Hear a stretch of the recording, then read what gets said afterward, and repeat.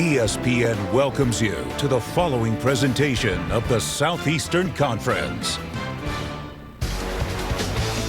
And ESPN welcomes you to Von Hemingway Stadium in Oxford, Mississippi. It's homecoming on the campus of the University of Mississippi. Battle of two undefeated 4-0 teams, both ranked. For the first time when they've gone head-to-head since 1958. Welcome everybody to the SEC on ESPN. And to ESPN College Football presented by Marathon. A lot of anticipation in this sellout crowd for the Wildcats and the Rebels. Sean McDonough and Todd Blackledge. I think Bill Connolly this morning on ESPN.com described this matchup very well. The headline on his article was, "We'll find out today who is the most up-and-comingest of these two up-and-coming SEC programs." Well, the reality is over the last two seasons, they're the two most successful programs in the SEC outside of Alabama and Georgia. And it's a very intriguing matchup because a very different style of offense and defense and a dramatic difference in the pace of how they like to play. I think we'll find out how much they close that gap between the two big dogs in this game today. Kentucky won the toss and deferred, so Ole Miss will receive the opening kickoff. Bright sunshine for this kickoff just after 11 a.m.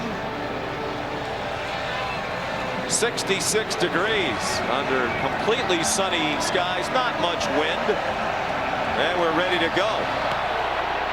Chance Poore kicks off for Kentucky, and Dayton Wade will try it from the goal line. And he got stacked up. They'll start from the 23-yard line. Jackson Dart is the new quarterback at Ole Miss. National High School Player of the Year in 2020. Played in 6 games, 3 of them starts at USC last year. Then with a coaching change, he transferred to Ole Miss, arrived in January.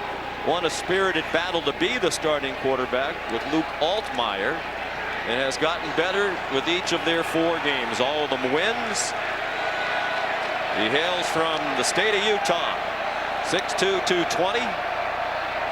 Showed his rushing skills in their win against Tulsa last week. Had trouble with a low snap. Now he takes off running and dives forward to the 27-yard line.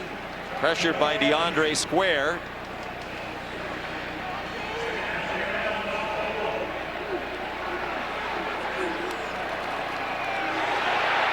Room outside and lots of it. Out to midfield and out of bounds. Braylon Brown. Or excuse me, J.J. Henry.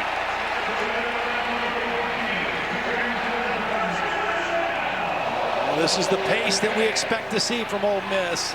They like to get lined up quick and go. After play fake, Dart had to get rid of it, and his pass is too high for J.J. Henry, whose run went 21 yards on the last play.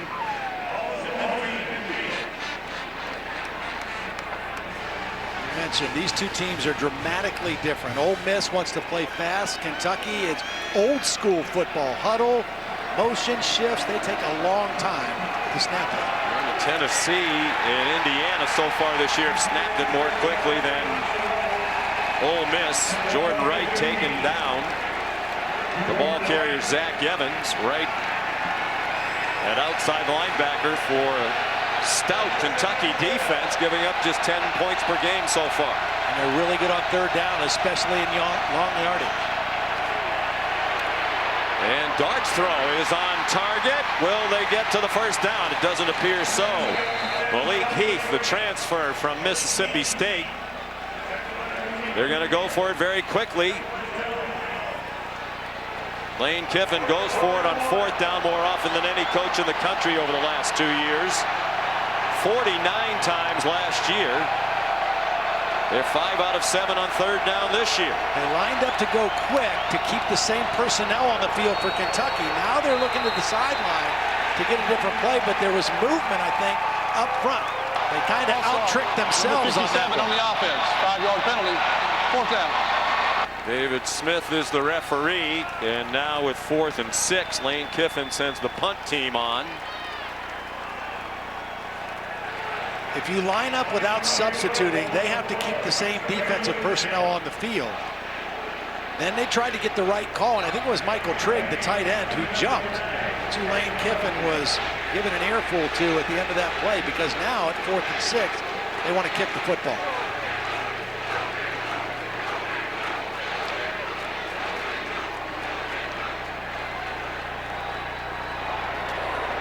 Fraser Mazin is the new punter. He's from Australia, and that is a beauty. Bounced inside the 5 and went back to the 5-yard line. So poor field position to start for Will Levis, who has emerged as one of the very best quarterbacks in the country, perhaps the best. A backup behind Sean Clifford for a couple of years at Penn State, transferred to Kentucky for a chance to be the starter, won that job last year, and he's gone 14-3. Todd McShay has him the 3rd-ranked quarterback in next year's draft, behind C.J. Stroud and Bryce Young. Sean, I'm not so sure he's not the best, because he is really ascending. His best football is still way ahead of him. They toss it to Chris Rodriguez, his first carry of the year. They've been waiting for him to return, out for the first 4 games of the year for a suspension.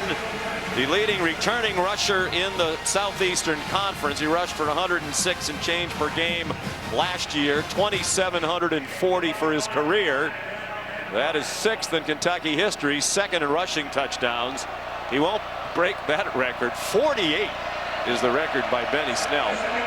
But right away, you see the difference he makes in this Kentucky offense. They have not run the ball well through the first 4 games. They've thrown it great, but the immediate presence of Rodriguez makes a huge difference for this Kentucky team. They've averaged only 2.4 per rush. Levis bobbled the snap, and he goes down a little bit short of the first down marker. Here's Molly McGrath. Well, during his 4-game suspension, running back Chris Rodriguez watched film every week, preparing as if he was going to play. He was involved in all of their team practices, showing up early, staying late, even coming in on the team's day off. He was working mostly on cardio, running up hills, pushing and pulling sleds. He said that he's never felt more ready physically for a season debut, and he ran up to the huddle. Cavassier Smoke tried to go out there. He pushed him out of the huddle. You can tell he's chomping at the bit to get on the field, guys. Got to believe he's going to get it here, too. You'd think so, although it's Levis, who's quite a specimen. Spends a lot of time in the weight room. He's every bit of 6'3", 232. And he got the first down. You mentioned Levis ascending.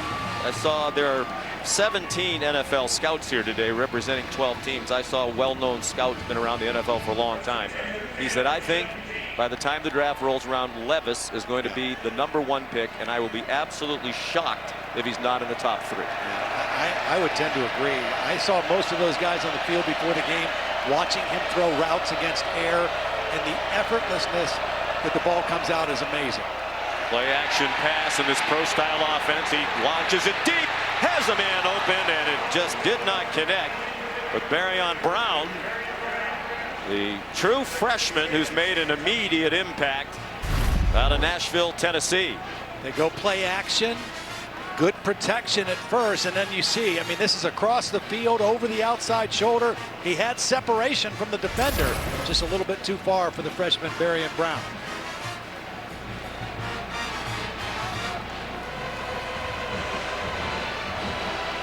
Different style with Kentucky. You'll see a lot more 2 tight ends, 1 running back, more power sets, NFL type sets. Well, they average 36.5 seconds to get it off. The play clock's only 40, so they use a lot of the play clock virtually every snap.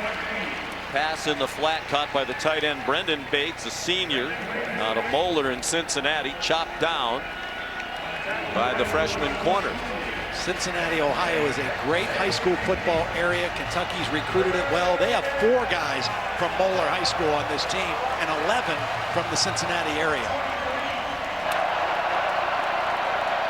Mark Stoops in his 10th season at Kentucky, longest tenured coaching program history and the winningest with 63 wins. He passed Bear Bryant earlier this season. And when you've done that, you've done something. Big 3rd down and 4. Levis will be sacked again. for the 17th time this season. Austin Keys brought the pressure. They've had a big problem with their offensive line so far this year. Well, the pressures from the linebacker, that's picked up. But then they just get whipped up front. The left guard gets whipped. There's pressure right up the middle.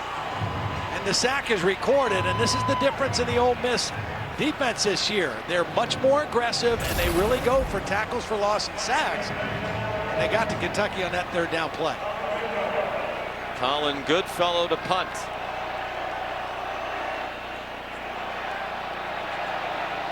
Three new starters on that Kentucky offensive line. And they have had a tough time, even though they're 4-0. It's a part of the team that needs to improve. Jordan Watkins watched the punt. Bounce out of bounds. 50-yard punt. Jackson Dart in the Rebel offense. Back on the field when we come back to Oxford.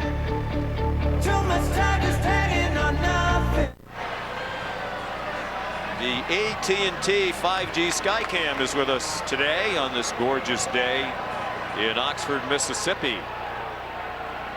Sean McDonough, Todd Blackledge, Molly McGrath will be joined shortly by Todd McShay. Two 4-0 teams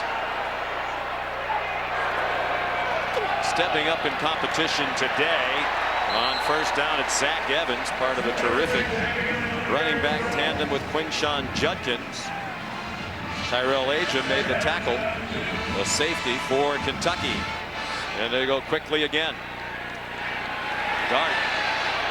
That's backwards. That could be setting something up later. Jonathan Mingo back to the line of scrimmage, and that's about it. Here comes third down and 3. Sean, I think they were actually just trying to fake that and throw it downfield, but Kentucky, they're known for keeping everything in front. They were not fooled by that formational set. A bit of a low snap. Here's Evans again, who lowers his head and has the first down. Ran into Jaquez Jones, who is familiar to the Rebels. Jaquez Jones played here at Ole Miss for 33 games, then transferred last year to Kentucky. And he is the injured player on the play. Started 19 games for the Rebels. He's been joined on the defense this year by another transfer from Ole Miss, the cornerback, Keidron Smith.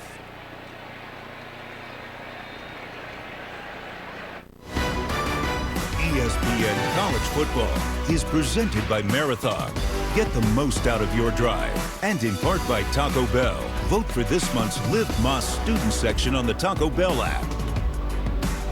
Last meeting between these two teams was a wild one back in Lexington in 2020. They went to overtime. Mark Ruffalo missed an extra point. Ole Miss with a touchdown and the extra point would win it, and that's what happened. Matt Corral to Elijah Moore, then Luke Logan the extra point. It was Lane Kiffin's first win as head coach at Ole Miss. Now in his third year, doing a terrific job. He's 19-8, 10-3 last year. Took him to the Sugar Bowl where they lost to Baylor.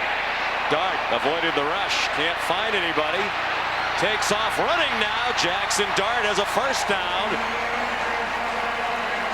He's out of bounds at the 42. It's a remade offensive line today. Caleb Warren was injured last week, came out of the game. So Eli Acker, who was the right guard, slides over to center. Jeremy James was the right tackle, moves into guard. The left side remains as it's been, Williams and Broker, but Micah Pettis steps in at right tackle. They have two redshirt freshman tackles, which is a bit of a concern. They think they're talented. They protect for Dart. He has his receiver, and they have a first and goal at the 5-yard line. Jordan Watkins, one of the 24 transfers to Ole Miss out of the portal from Louisville. Well, nothing wrong with this offensive line and the protection on this play. Great pocket, a deep over route, beautiful touch on the ball by Dart.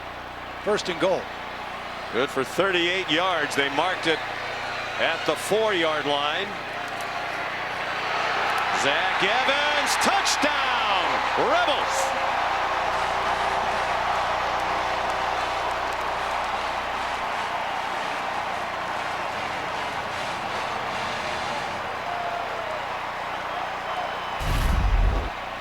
Well, they're just going to run inside zone. Now remember, Jaquez Jones is out of the game. That's the strength of their team. The inside linebackers, they ran right at the inside of the Kentucky defense. Good blocking up front, 2 plays in a row, and the Rebels with the first touchdown of the ball game. From Zach Evans, another one of those transfers from TCU. His 5th touchdown of the season. In 5 games, Jonathan Cruz added the extra point. And Ole Miss first on the board, trying to win their 13th straight home game, longest home winning streak since the early 60s. And as we said a moment ago, we're delighted to be joined today here in Oxford by Todd McShay. Hi, Todd. Hey, Sean. You know, when you look online or you go to social media, everyone in the 2023 draft class are talking about who's going to be QB1. It's all about Bryce Young from Alabama and C.J. Stroud from Ohio State. But you talk to people in the league, Will Levis is very much in that conversation. In fact, I've talked to multiple teams that either have him as the #1 quarterback or the #2 quarterback in the class. What's most interesting to me, we talk about all the physical traits that Will Levis has. The first thing that comes up in all of my conversations is the intangibles for Levis. How great he is in the weight room. How wonderful of a leader he is. How he's won everyone over in the building, everyone on campus. How hard he works. I had a scout tell me, I don't care what your grade is when the season's over based off of tape, it's only going to ascend when teams get around him, interview him, and get to know him. He's that special of a guy. It's hard to see what he's lacking. The physical skills, the leadership, as you said, all the intangibles. Rich Scangarello, the offensive coordinator, said, I've enjoyed coaching him as much as anybody I've ever coached. Jonathan Cruz, the touchback, and I know Todd Blackledge, you're very high on this young man. Well, I really am. I mean, his ability in the pocket. Right on this play last week, he felt pressure. He knows he's got a free hitter. He hangs in there. He knows the middle of the field's open. Because of the pressure, hits him. Watch the little subtle movement again. Just up and out a little bit, allowing his receiver to clear out. He's not panicking to leave the pocket. He just moves subtly. And this was a throw last week I included, even though it's incomplete. Same thing. Moves to his left and then effortlessly flicks it all the way back to the other side of the field over the outside shoulder. It was his favorite throw of the season, too. Opens up out of the gun. Devontae Smoke ahead for 5. Here's Matt Berry in the studio. John McDonough, good afternoon. Going to check in on Oklahoma. TCU, Oklahoma coming off the loss to Kansas State. TCU right out of the gate. Max Duggan to Savion Thomas. It is Frogs early, 7-0 first quarter. Don't sleep on those undefeated Horned Frogs, right? That's right. You have a little bit of a rooting interest there. With your son Owen on the baseball team at TCU. Under center goes Levis with Rodriguez, the lone running back.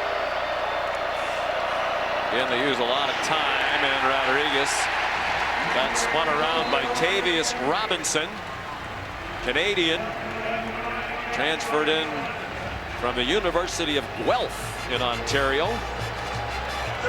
You ever played Guelph when you were at Penn State? No, we never did. Here's 3rd down and 3. You know, part of the evaluation process that you and Todd McShay were talking about is easier for these pro scouts because of this.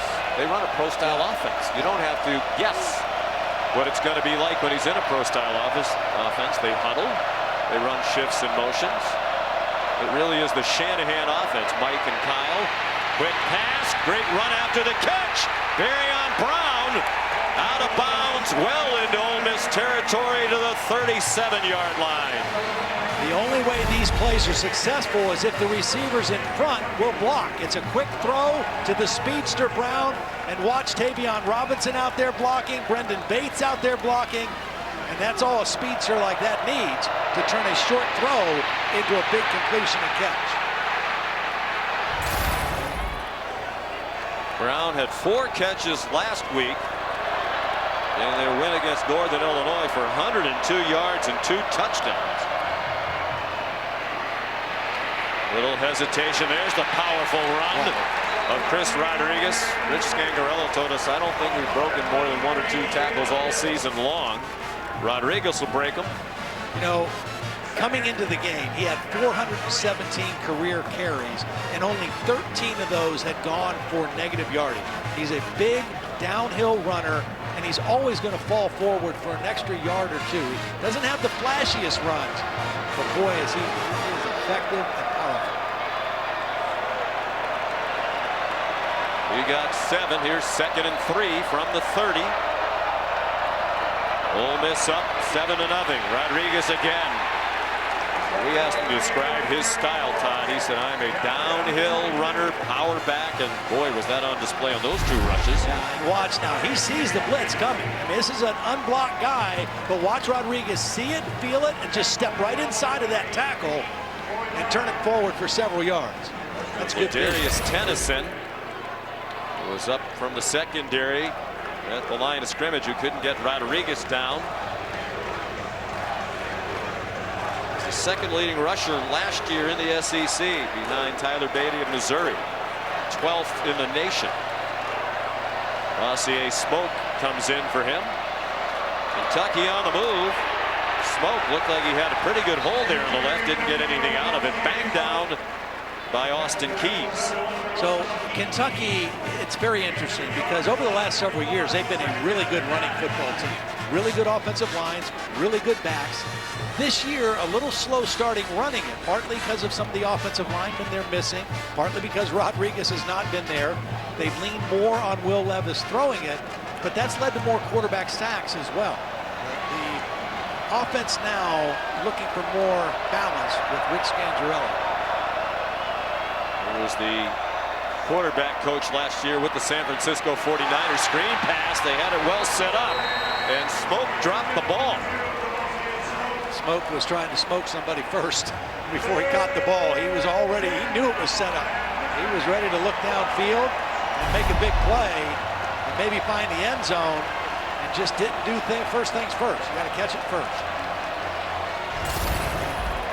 The 3rd down and 9. They are in field goal range with under 3 minutes to go in the opening quarter. I would expect pressure from Ole Miss. Chris Partridge, I mean, he knew that the best chance they were going to have today is if they could get to Will Levis, knock him around, make him uncomfortable. Tom McLean is the running back. Levis throws incomplete, trying to get it to McLean out of the backfield. Really good job by Troy Brown. The inside linebacker had eyes on the quarterback and closed quickly and knocked that ball away. They brought one extra rusher. That left Troy Brown right in the middle of the field, and he just read the quarterback the entire way. He could have gone either side, wherever Will Levis was going with the football. Well, here's Matt Ruffalo. 6th and final year of eligibility. 39-yard field goal attempt from right between the hash marks. And that kick is no good.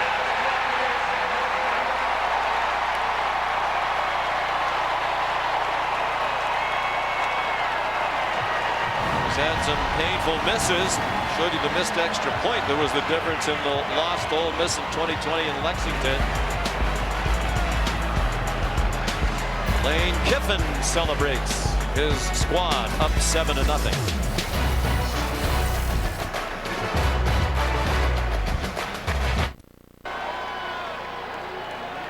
Back in Oxford, Mississippi, the homestanding Ole Miss Rebels leading 7-0. They have the ball back at their own 21 after a missed field goal.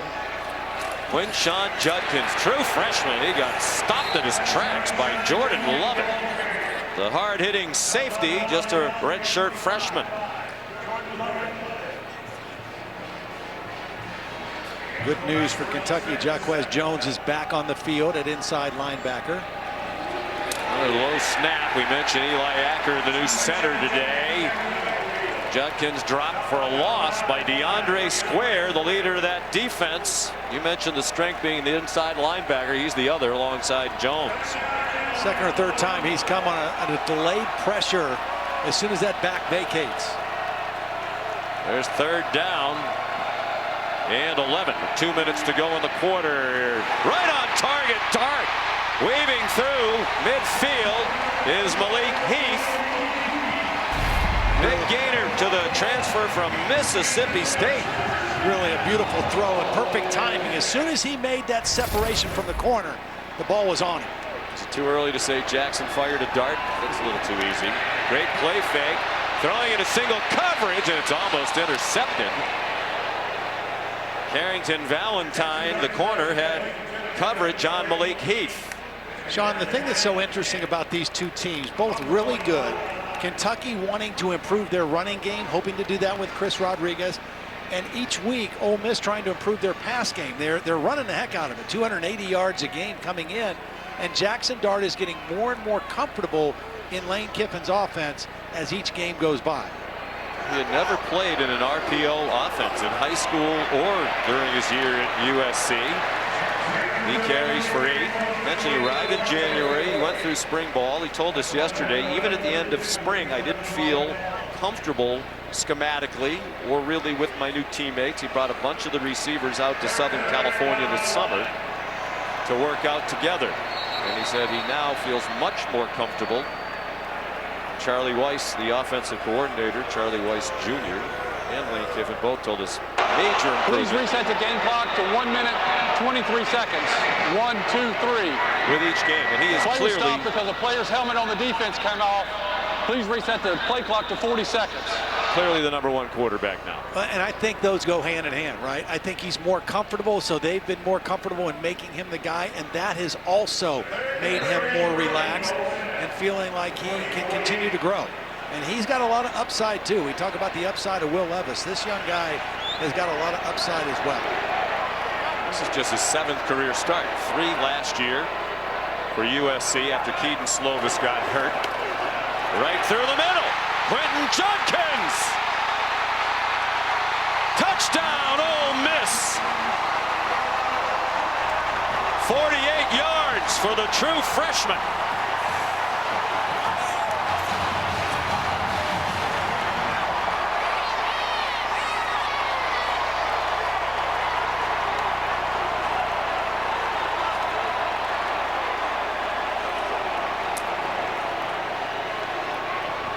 His 6th rushing touchdown. That leads the SEC. Playing in his 5th college game. Jonathan Cruz for the extra point.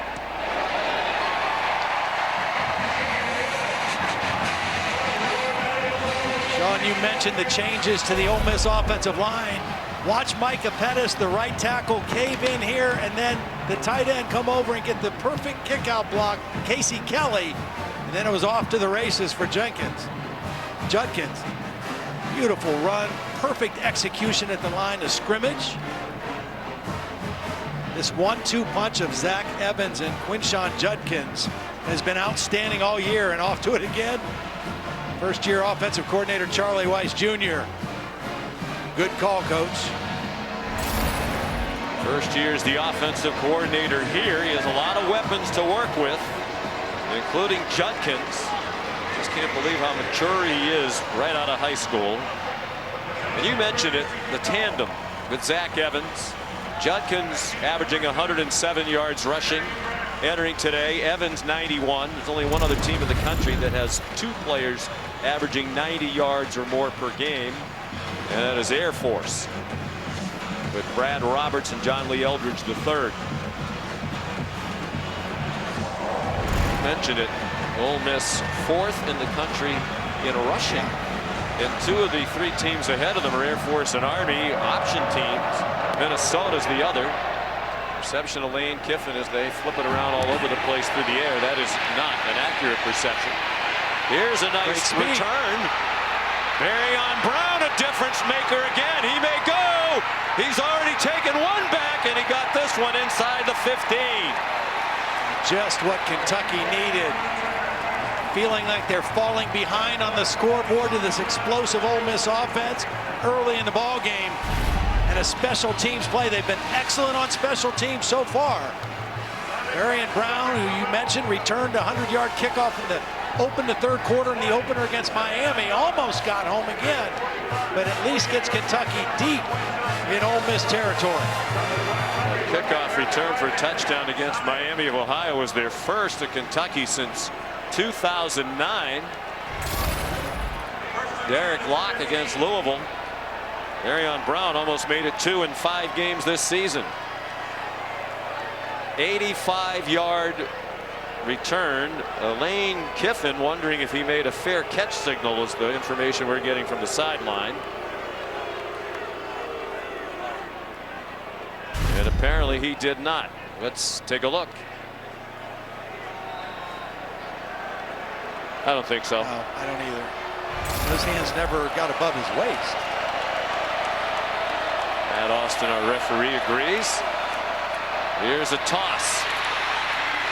Tavion Robinson, who is a wide receiver who occasionally plays some running back. He did it at Florida.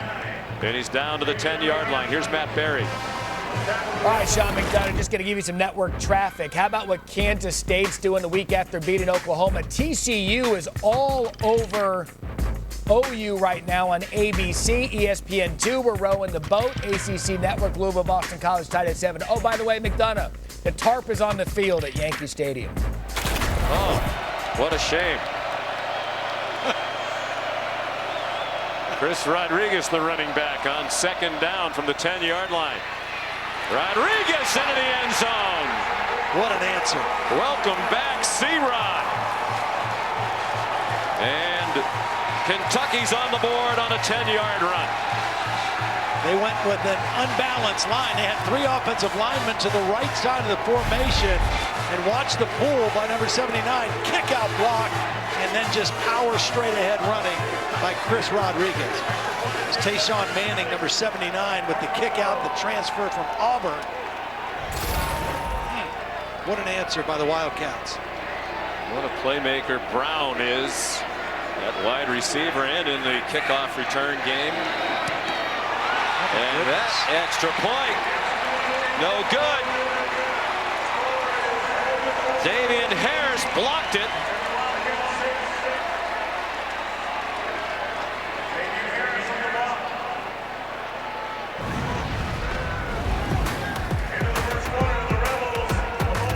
So problems to start the day for Ruffalo. Missed field goal, now a blocked extra point.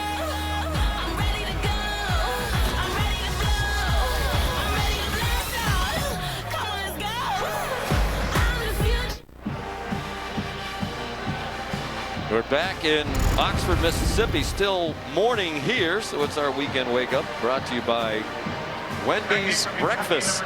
And here's the lineup of action later today on ESPN and ABC. Will be followed by Northwestern and Penn State. Their alma mater undefeated. Big one in the ACC between Wake and undefeated Florida State in Tallahassee. And the kickoff by Chance Poore will be a touchback.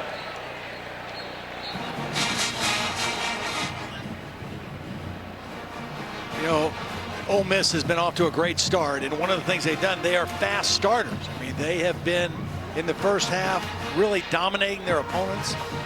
Plus 88 in the first half. Kentucky not as fast starting, but really good finishers. Ole Miss off to another fast start, already over 100 yards rushing in the football game. Better balance with their pass game. Ole Miss on offense. Jackson Dart handed it off to Quinshon Judkins, and he got taken down by the former Rebel Jaquez Jones. Gain of 9. Kentucky plays a 3-man front, and they're just kind of caving in those 3 defensive linemen right now. Judkins just enough for the first down. There's Brad White. What a terrific job he's done as the defensive coordinator. Since 2019, he was on the staff as a linebacker coach in 2018. They've done a good job of limiting explosive plays. That's a concern. Dart just lofts it up for Malik Heath. He runs under it. Oh my goodness. And he made the catch in bounds. This is a brilliant play by Jackson Dart, because he's basically throwing this away, but he throws it in a place where only his guy can make a catch. But it doesn't look like Malik Heath was able to hold on to it. It was still an incredible play by Dart. The officials conferred and ruled it incomplete after originally signaling complete. I mean, it's an amazing play first to avoid the sack and the negative yardage play, because Kentucky gets good pressure. Now he gets rid of the ball. He's strong enough in his arm to get the ball to the outside of the field, and should have been caught. Should have been a completion to Malik Heath.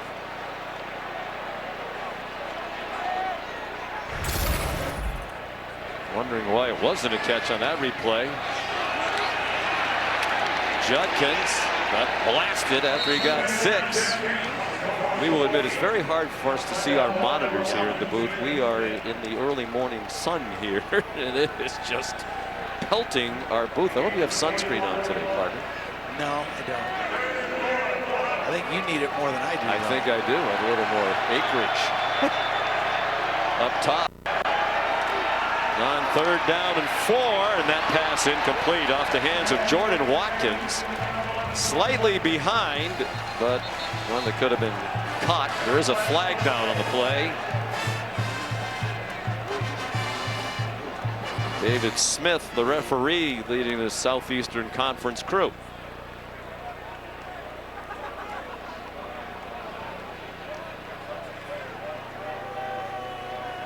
Pass interference on the offense, number 11. That penalty is declined. 4th down. We're looking over to Mark Stoops. He's going to set up 4th down and 4. Yeah, here we are. If we step back a little bit, we can get in the shade. But for the most part, when the game started, it was even tough to tell who's on the field. But what it's lacking in sun protection, it's also lacking in space.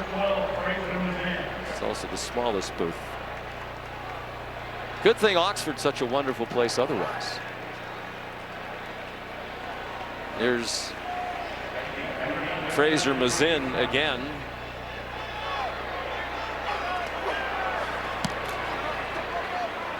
Grew up playing Australian rules football in Brisbane. First one got downed inside the 10. They might have waited a little too long. And they're going to mark it at the 1-yard line. They timed it perfectly. Kentrell Bullock down there. When you take a look at the progressive pylon, Cam, the ball outside.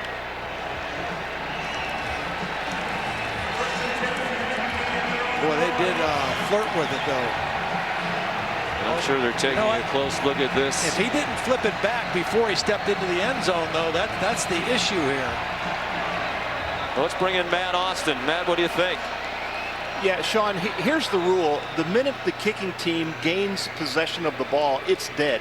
He can't advance it. So the minute he got both hands in firm control, he didn't have to toss it back. He didn't have to keep it out of the end zone. He just had to possess it in the field of play, and it's dead there.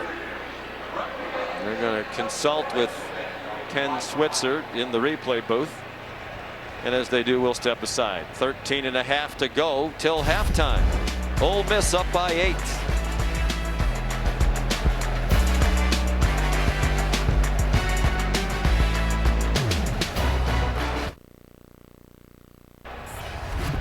This is the SEC on ESPN. From Oxford, Mississippi, Vaught Hemingway Stadium sold out.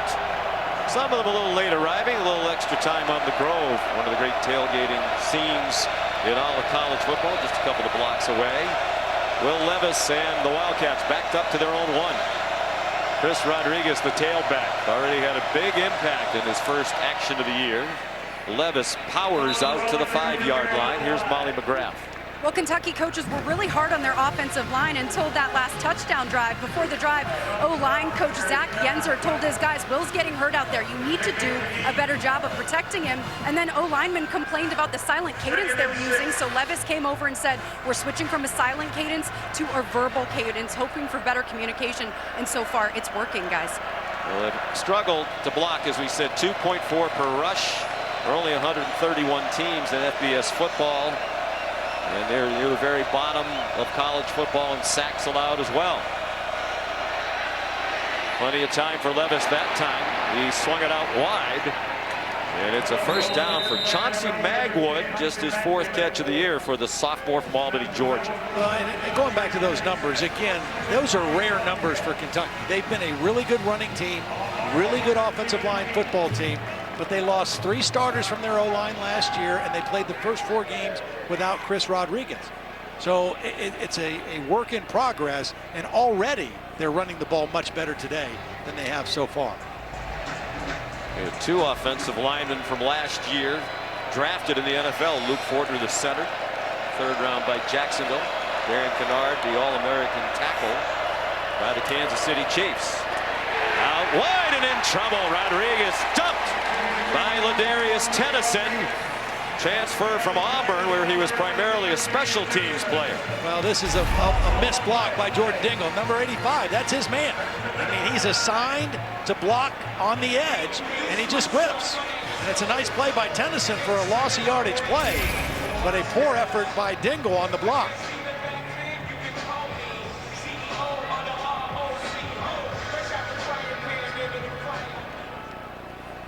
This Ole Miss defense has gotten a lot of tackles for loss, havoc plays. That's been the change under Chris Partridge over the last couple of years. Levis had time, now running out of it, and he goes ahead to the 11-yard line. Troy Brown hit him. There's Chris Partridge, the new defensive coordinator. And what a bundle of energy he is. We got to talk to him all day yesterday. It's a great story that we'll chronicle as the day goes along. That's just a 4-man rush. They were playing zone on a 3rd and long. Levis couldn't go anywhere with the football. Backed up in his own territory. Got to be smart with the football right here. There's a lot of football game left. Don't try to force one.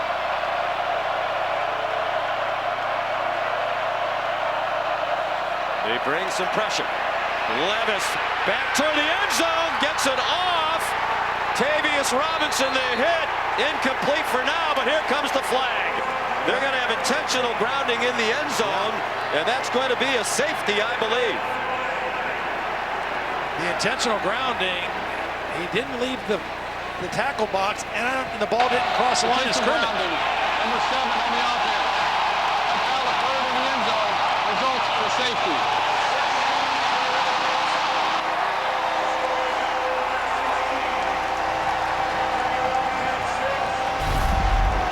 Actually surprised that they didn't run the football here. 3rd and long. Ole Miss brought pressure. We talked about the aggressive nature. They get to him. He tries to unload it. Intentional grounding in the end zone. 2 points for Ole Miss, and they'll get the ball.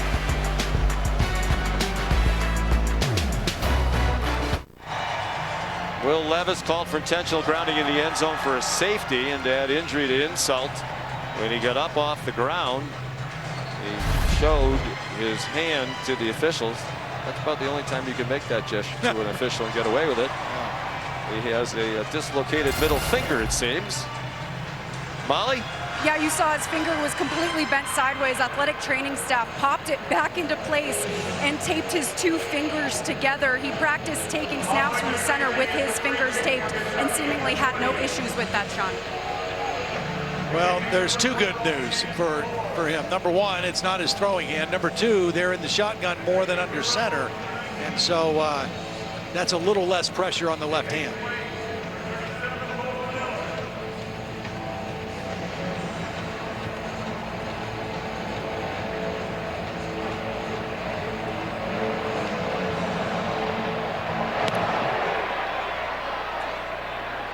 There's the kickoff down to Poor. Poor's kickoff, I should say, down to Dayton Wade and run back.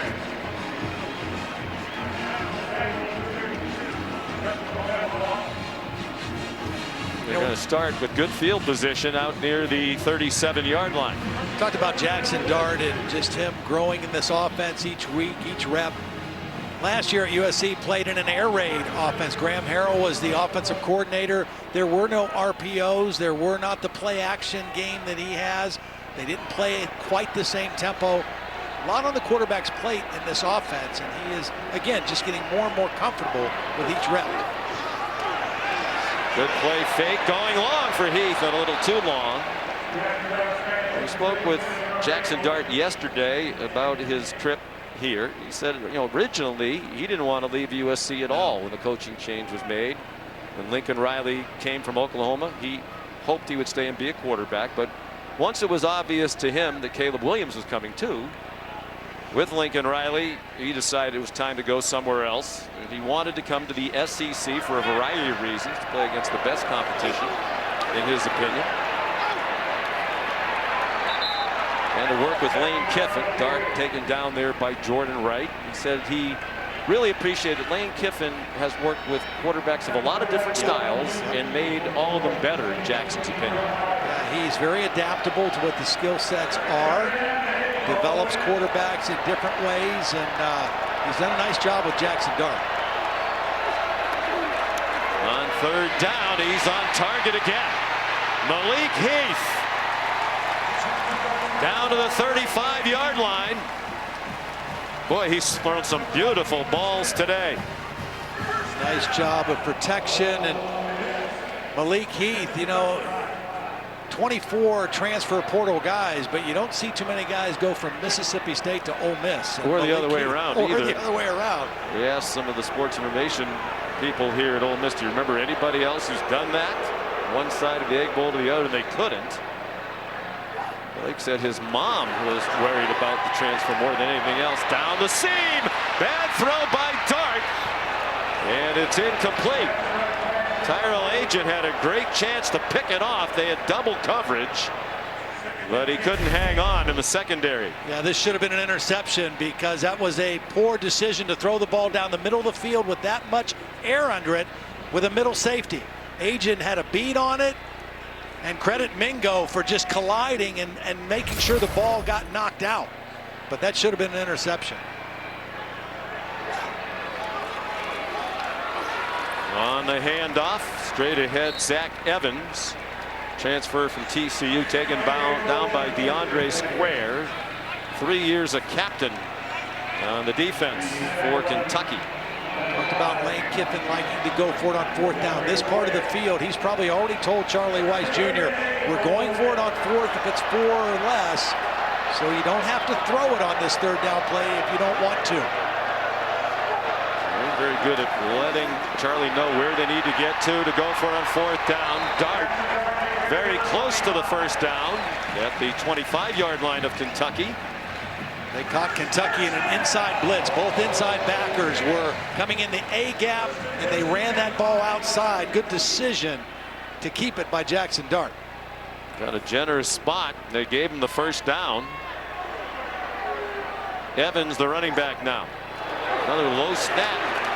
The new center in there. It's Evans ahead for a couple. Yeah, most of the snaps have been low. And one of the reasons, Sean, again, this is an odd front defense. So there's a nose guard right over top of the center, and that makes centers a little more nervous, particularly a guy who has been playing guard up until today.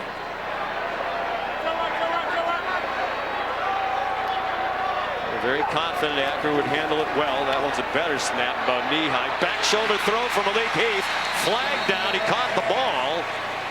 And it's going to be offensive pass interference. Carrington Valentine had the coverage. It was good coverage. It was a good throw, but I think they got the call right. Interference on the offense. Number 8, 15-yard penalty from the previous spot. Replay, second down. I think Heath pushed off and got separation by pushing him off.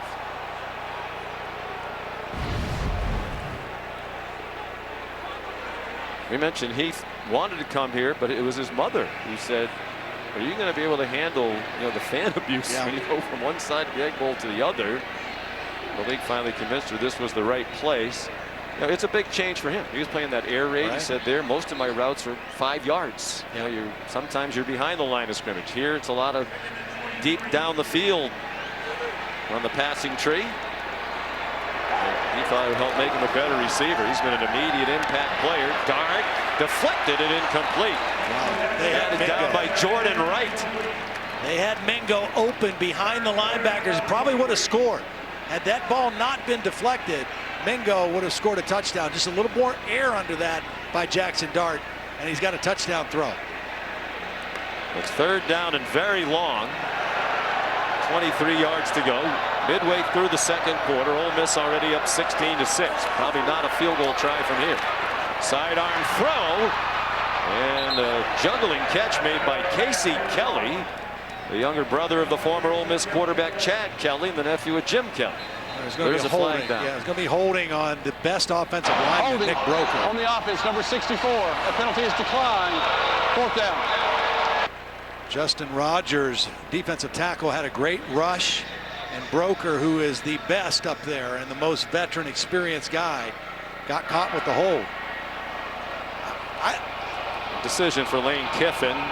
It's 4th and a mile. A mile, but he loves to go for it on 4th down. They have an analytics book that a member of the staff keeps nearby, and he said most of the time he goes by it, but sometimes you have to go by your gut and how the game's going. Well, they're going to try a field goal. I was going to say your punter's been doing a great job of pinning them back, but Twice now you're going to inside try the 5. Cruz. Yep.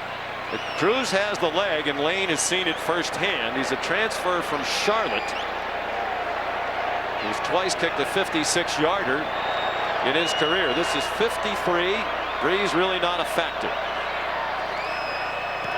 He got plenty of leg on it, and it is good.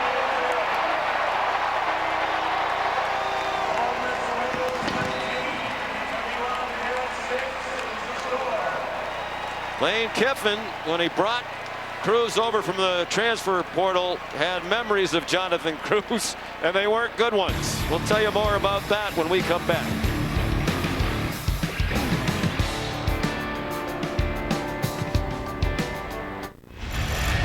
We flash back to 2018. That's Jonathan Cruz then kicking for Charlotte against Lane Kiffin's FAU squad that needed a win to be bowl eligible from 56 yards with 25 seconds to go. It was good, an upset win for Charlotte, 27-24. That long kick that Jonathan made is much more pleasing to now his head coach, Lane Kiffin. Yes, especially after he made that last one. Lane told us yesterday, we asked him about that kick in 18. He said, I'm standing here, this guy's not going to make this kick. I'm not even worried about it. All of a sudden, it sails across. Here's Barryon Brown. Out to the 30, and here's Molly. Sean, in addition to a left middle finger injury, quarterback Will Levis is dealing with a left ankle or foot injury, stretching and testing the mobility of his ankle and foot, jogging back and forth on the sideline in visible discomfort. He even stumbled in pain once and had athletic training staff tape his ankle and foot before taking the field. He's a big physical guy. He's a sturdy guy, but as we talked to Rich Scangarello, he talked about wanting him to become a better decision maker on taking care of his body, protecting himself. And part of that, as we talked about, he's got to throw the ball away sometimes. And if the defense wins, throw it away and protect your body. Some of these sacks are his fault. And even that rounding in the end zone, he had a lot of time to get rid of it before he wound up in the end zone. Chris Rodriguez, the carrier. This was the play where he injured the finger, may have injured the ankle at the same time, and got the safety. And really, he just held on to the football too long. That play had no chance. It was 3rd and long. Throw it away, punt the football, and play on. I think he was trying to tell the officials, I broke my finger, therefore it's okay if I ground it in the end zone. That is not in the rule book. His parents are here. Dad Mike was a tight end at Denison. Mom was an All-American soccer player at Yale. Beth Kelly Levis. Wills from Madison, Connecticut. Tossed it to Rodriguez. He started out at Penn State, as we mentioned. There he's a backup to Sean Clifford. And they used him really as a running quarterback. He said, I was only 1 year behind Clifford. I wanted to start someplace for more than 1 year. I didn't want to wait my turn for 1 year. And he said when he went in the transfer portal, very few teams even reached out to him. I don't think Penn State realized what they had. I don't think anybody did. There was not much on tape other than him doing Wildcat quarterback stuff.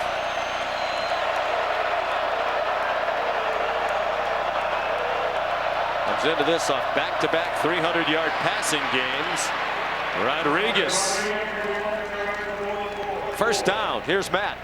All right, checking you in on Kendre Miller, TCU. Sonny Dykes has those Frogs playing some ball early on. 27-10. Frogs over the Sooners early 2nd quarter. Wow. Yeah, Sonny Dykes went over and beat SMU, where he came from a week ago, and now with a nice lead over Oklahoma. And the honeymoon is about to end for Brent Venables in Norman.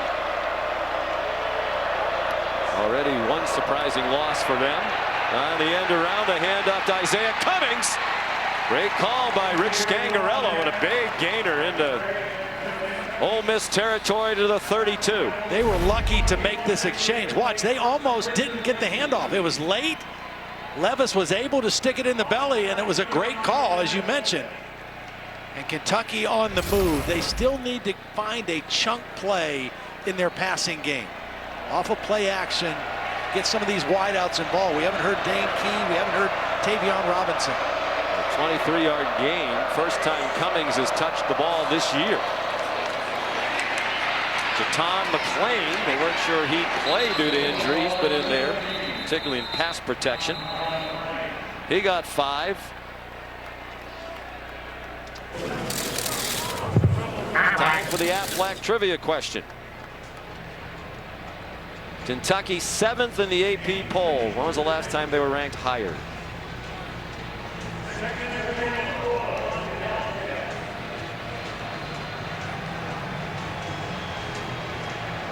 I'll give you the answer after the play. I'll give you plenty of time to answer. You know, sometimes on TV it's hard with these teams that run up and down the line of scrimmage. Kentucky gives you a lot of time to get things in. Jaton McClain, extra time for folks around America to ponder the answer. Do you know, Mr. Blackledge? 1977, right? That was a great team. I wasn't looking at the screen when I said that because I can't see the screen. That, but you looked it up yesterday, so it's really the same thing. They had some great teams back then under Fran Kersey, 76, 77. Matter of fact, they come in here having won their last 3 games against ranked teams. Iowa in the Citrus Bowl, Florida at Florida, game 2 of this year.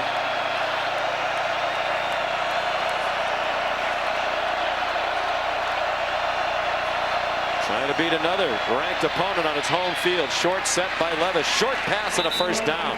Tavion Robinson, transfer from Virginia Tech. He said the biggest reason he transferred to Kentucky, Will Levis. Yep. I'll go somewhere where there's an NFL first-round quarterback. Get me the football. And a nice job of Kentucky and Will Levis not panicking. The difference between these two teams, they're both undefeated. They both have looked really good. Kentucky has a better resume because they have a better win, an SEC win against Florida in the Swamp on the road. They were down in the first half, and they shut Florida out in the second half for the win. Levis sets up a screen. Rodriguez has blockers. Chris Rodriguez, a difference maker, down to the 5-yard line. First and goal, Kentucky. J.J. Pegues. When you throw a screen as a quarterback, you invite the rush and wait till the last minute. That's what Levis did. He took a shot from Cedric Johnson, but the timing was perfect, getting the ball to Rodriguez.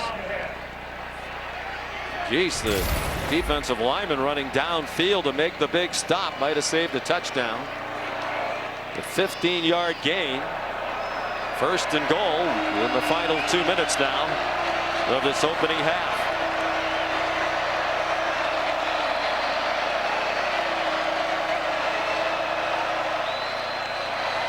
They fake to Rodriguez. They flip it to Robinson.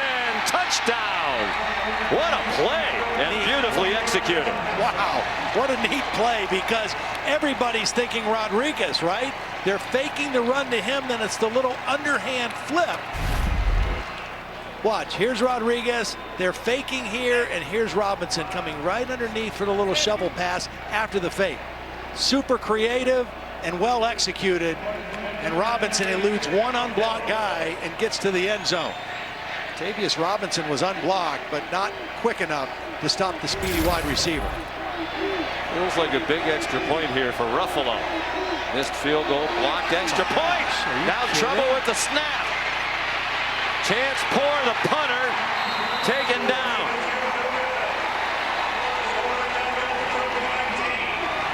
Mark Stoops told us yesterday, outside of a couple snaps, our special teams have been great. They haven't been great today other than the kickoff return. Another failed extra point attempt. I'm Matt Berry. Coming up in the Lexus halftime report, TCU right now having their way with Oklahoma. Highlights of that plus Kansas State Still trendy right now. They're playing well. And Michigan in a battle with Iowa. Some good early close games. Speaking of trendy, you know, Dan Mullen's named trendy coaching vacancies. For us right now, he's coming up at halftime. Dan Mullen, Joey Galloway, Matt Berry coming up. Dan Mullen told us he wants to stay in TV. We saw him at the seminar, which he dominated in our preseason meetings. Chance pour the kickoff after he had trouble with the hold. Kentucky, another opportunity lost for a point. Here's your opportunity, friends, to help people affected by Hurricane Ian. We encourage you to donate at redcross.org/ESPN. Help the Red Cross prepare for, respond to, and help people recovering from this unimaginable disaster. Your donation helps the Red Cross. Communities affected by this devastating storm. It's hard to look at those pictures. Food, shelter, relief supplies, recovery planning, and other assistance. There's Malik Heath. Those pictures, Todd, for me, very familiar. Doing Red Sox games on local TV for many years. Used to train in Fort Myers. Yeah. Saw the sign there underwater for City of Palms Park. It's overwhelming what has happened. Please help if you can. Nice pass by Jackson Dart. Michael Trigg, the tight end, his former USC teammate. Matter of fact, Trigg told Jackson Dart, you decide where you want to go, I'm going with you. Oh, they're on the move right now. Good combination there. Ole Miss has all three of their timeouts too, so it can be very aggressive here. And you know they will be. With Lane Kiffin calling the shots. Here's Malik Heath. Clock stops to move the change, but Heath should have gotten out of bounds on that play. Save the timeout. Well, they go so fast. Well, that's true too. He got 13 for the first down. Dart given a nice pocket, back shoulder throw, and his buddy Michael Trigg was not anticipating that. Critical point in the game right now for this Kentucky defense. 37 seconds left in the half. They won the toss and deferred, so they'll get the ball to start the third quarter. They got to be thinking here about holding to a field goal attempt and not giving up a late touchdown to close out the first half. And they are in field goal range for Cruz, and it's an interception by the former Ole Miss Rebel. Jaquez Jones, his first game in this stadium as a visitor. And you know how much he loves that. His 5th career interception. Well, here he is right here, and his eyes are right on the quarterback. It's zone. It's not man. So he's watching the quarterback, he's reading eyes, and he steps right into the throwing lane and gets the pickoff. Looked like he was maybe hobbling off the field with a hamstring at the end of the play. Wow. But he made a heck of a play there for that Kentucky defense. He's been hobbled a couple of times. Mark Stoops told us he thought the 2 transfers from Ole Miss would be a little hyped up at the beginning of the game, but they're 2 very important players. The other is Kedron Smith, the cornerback. He told us during, I don't even know where the visitors' locker room is. I played there for 4 years. Let's see how Kentucky plays it with a half minute to go. Levis is looking deep. Checks it down out wide. Jordan Dingle back to the line, and that's all. And Levis hobbling a little bit, playing with the injured finger. And it takes another pretty solid hit. You know, he holds on that ball as long as he can. He gets hit by Tavius Robinson. Those hits add up. I mean, I don't care how big and strong you are. He's a big dude. You're running out the clock. That was just one extra hit that he ended up having to take. He's a warrior. What his coaches and teammates love about him, among many other things. Entertaining half, and Kentucky down by 7. We'll get the second half kickoff. And here's Molly. Coach, a change in momentum at the end of the half. What was your message to Jackson Dart after that interception? Well, we were in a 2-minute one that he had similar, a couple weeks ago, and so was doing a great job and then forced the ball there. So unfortunately, that's a young quarterback mistake. He played really great up to that point. How do you slow down running back Chris Rodriguez? We got to tackle better, keep our head up, and stop diving at his feet. All right, thank you, Coach. Sean. Elaine told us yesterday Dart had made one big mistake at least in every game except for last week. He was hoping that would continue. It didn't at the end of this half. 19-12, the Rebels will send you to the studio for the Lexus halftime report. Sean McDonough. This is the SEC on ESPN. And we welcome you back to ESPN College Football, presented by Marathon. Beautiful day in Oxford, Mississippi. Ole Miss up by a touchdown as we get ready for the second half. Let's take a look at today's road test, brought to you by Goodyear. Well, the return of Chris Rodriguez, great news for Kentucky. And really, from the very first time he touched the ball, you could tell the impact he would have. 9 carries in that first half for 45 yards. Also caught the football, scored a touchdown. And just his presence, his physicality fits this Kentucky football team and offense, and has made a huge difference here in the first half as they're only down 1 score. They were averaging 2.4 per rush as a team for the year. Part of that was on a bad snap. They lost 39 yards on one play early in the year, but still, they haven't rushed it effectively. Ball blew off the tee. That's a development as the game's gone along. We had very little breeze at the kickoff, and now the flags are straight out into the face of Jonathan Cruz as he's about to kick off. And a very dangerous Baryon Brown back deep. As an 85-yard kickoff return today, and they're not going to give him a chance. They pop it up into that wind short. And Kentucky will start near its own 28-yard line.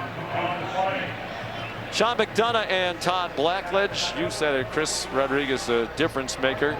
A lot of talk too about Will Levis and your impressions of him through the first half. Well, I think he held on to the ball a little bit too much. He took some shots he didn't need to take. They haven't gotten the ball thrown down the field. They had 1 30-yard completion, but that was a quick screen. They're going to have to find a way to get the ball down the field. But as I said during the break, the most impressive thing to me in the first half was the way this Ole Miss defense plays. I've never seen an Ole Miss defense fly around and be this physical and this aggressive. They had a great first half. On first down, Chris Rodriguez gets 4 with more on C-Rod. Here's T-Mac. Yeah, you guys were talking about Rodriguez. You saw in that last run. When you think it's a 2-yard run, he turns it into 4 or 5 with his lower body strength. He has the best contact balance, I think, of any running back in this class. The problem is it's not 2002, it's 2022. And so his draft value isn't great because he doesn't have elite speed, and he's not a big factor in the passing game. But I love the way he runs. I think he's going to be your 3rd, 4th round pick. Here's the lone back behind Levis, who goes under center. You got to get Dane Key involved in the game here in the second half. There's Rodriguez showing that power that Todd just talked about. He refuses to be tackled. He turned nothing into 3rd down and 2 upcoming. You know, Rich Scangarello told us right now our guys are only gaining what the play is blocked for. We're excited to get Chris back because he will get more yards than the play is actually blocked for. Power, ability to break tackles, right there just carrying the pile with him. Offensive line known as the Big Blue Wall. Last year, one of the best in the country. Finalist for the Joe Moore Award is the best offensive line. Swing pass and down behind the line of scrimmage goes Tavion Robinson. DeAndre Prince, the cornerback, with the big play. Well, Prince makes a play, but because the ball is thrown high and behind the receiver, it slows the play down. See, it's high and behind. Prince beats his man, Baryon Brown, but the throw, if it's more out front and more accurate, maybe he avoids that first tackle. Colin Goodfellow will punt. Jordan Watkins back deep. He dropped 2 last week and was not back for the last punt of the game against Tulsa. We visited with Lane Kiffin yesterday. He wasn't sure if it would be Watkins or Jonathan Mingo. Goodfellow, wow, up into that breeze. Driving punt, and Watkins, a fair catch, did well to catch that. But punting has been outstanding on both sides today. 53-yard punt. You're watching college football on ESPN, presented by Marathon.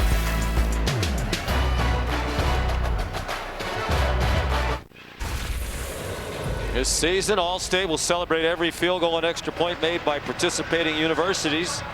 by making a donation to the university's General Scholarship Fund. Thank you, Allstate.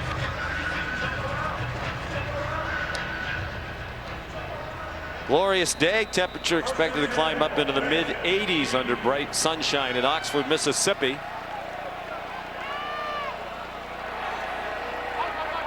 Ole Miss has won 12 in a row, dating back to last year. Zach Evans, the ball carrier on first down. And Kentucky comes here with an 8-game winning streak. That is the second longest winning streak in the country, dating back to last year. Only Clemson, with 10 in a row, has a longer winning streak right now than Mark Stoops' Wildcats. Big one for Clemson tonight at home against NC State. There's the big one, ABC primetime top 10 battle. Zach Evans again to the 20-yard line, and that'll bring up third down and 5. Again, this Kentucky team, one real impressive win on the road at Florida. They shut the Gators out in the second half. They were down 3 at halftime. Dart throws it up and behind Jordan Watkins. They weren't on the same page. That is a quick 3 and out for Ole Miss with a 7-point lead early in the third quarter.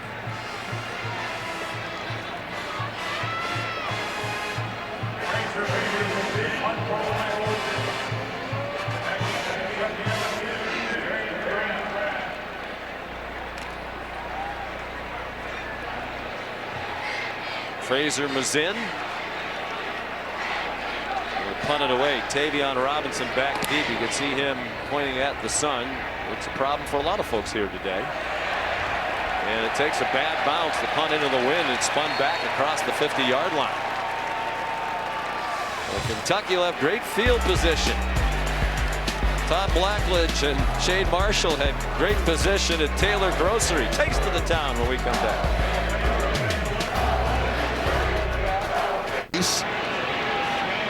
And Peraza's on first base with 1 out. He has 9 home runs this year against the Orioles.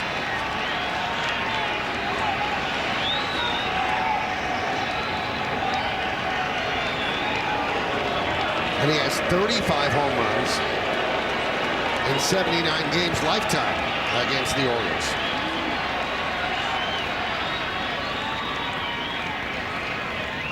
And the 2-0. Strike, 2-1. While Stanton is homered, Higashioka has homered, and they're waiting for this man to get to 62.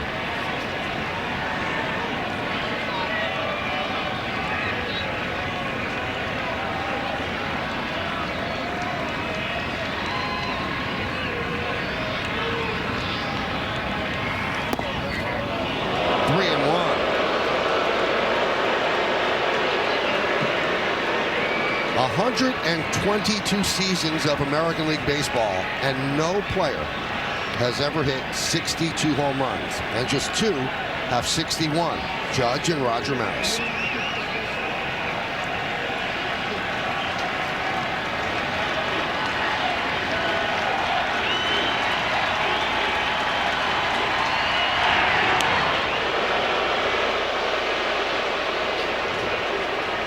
Crowd doesn't want to be bothered with any pickoffs.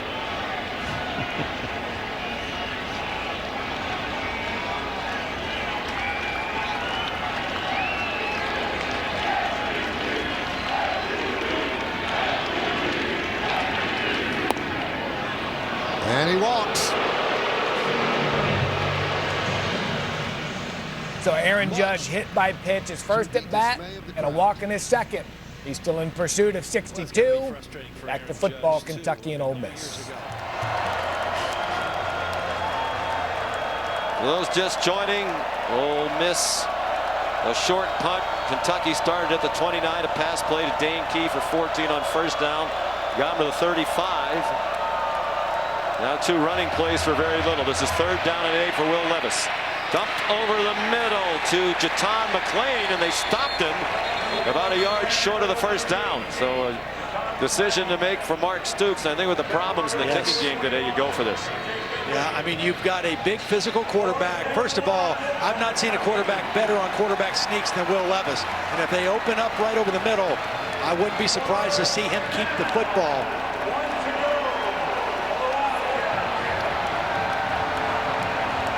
Remember, if they do go quarterback sneak with under the center, the left finger problem that he had in the first half could affect the snap. Took a long time to make the decision and get the play in. The play clock's down to 5. Rodriguez lowers his head and drives his legs for the first down. You got a 225-pound quarterback, you got a 224-pound tailback, and they both run with physicality, and a new set of downs for Kentucky. Got the 3 and out by their defense to start the third quarter. And on the march now. 56 yards on the ground for Rodriguez in his first game of the season. It is crazy to watch this pace with the huddle and how slow. And we're so used to seeing everybody play fast. It's just so different. Play fake to Rodriguez. Levis had traffic coming from his right, so tucked it down. Great decision. Sean, this was an RPO, and he made the decision to throw the football, but then it was busted. And so what he does, watch, they're going to block run to the left. He's going to throw to the right, and then as soon as he sees it's not there, he runs right where the running play would have been. So instead of a negative yardage play, he turns it into a 2-yard gain. Tavius Robinson, the pressure. K.D. Hill made the tackle. Where's the number 38? That's an honor here at Ole Miss in memory of Chucky Mullins. 3 tight ends in the ball game right now for Kentucky. Rodriguez. And it goes back to the point we were making about the evaluation of Will Levis. The NFL scout said it's easy to evaluate him. This is an NFL offense that they're running. He said when you have to evaluate these guys who are playing what the scout said 7-on-7 passing attacks, it's hard to project what they're going to be when they get into an NFL style offense like this. Play action, drop backs, you know, the footwork, the timing. You have to be able to do that at the next level.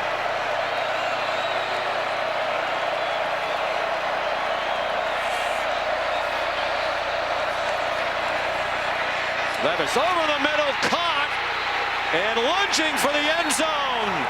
Touchdown, Jordan Dingle.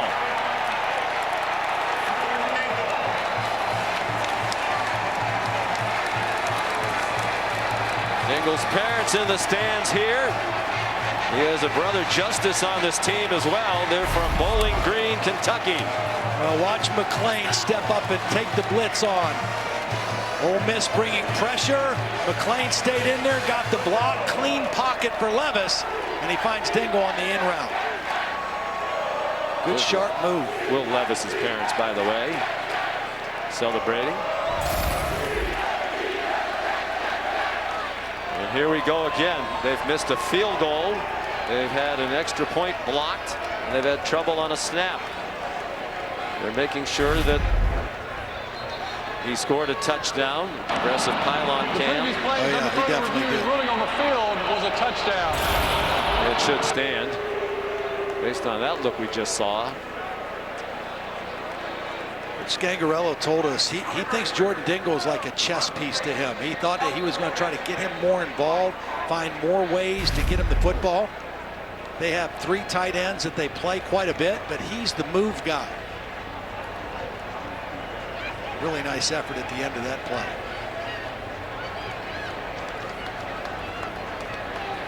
Aggressive pylon cam leaves no doubt on that one. After further review, the ruling on the field of a touchdown is confirmed.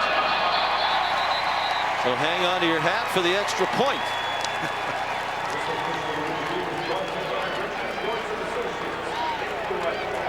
The last time it looked to be on the holder chance poor.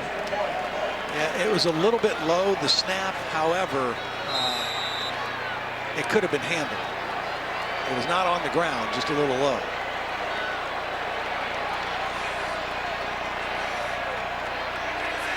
For the tie with 6:22 to go.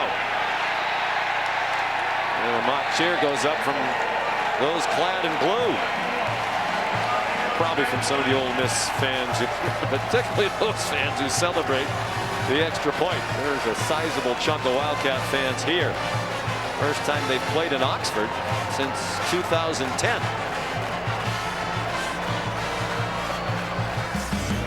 It's time for Todd's Taste of the Town, brought to you by DoorDash. When I did my first Ole Miss game more than 20 years ago, longtime sports information director Langston Rogers brought me to a place in Taylor, Mississippi called the Taylor Grocery, where I enjoyed the very best fried catfish I've ever had, and I continue to come back. Lynn Hewlett and his family have owned and operated the place for the last 26 years. The catfish is Mississippi raised. It's rolled in a combination of corn and cream meal and fried to perfection. I fully embrace the words of Mark Twain when he said, "The catfish is plenty good enough fish for anyone." Amen.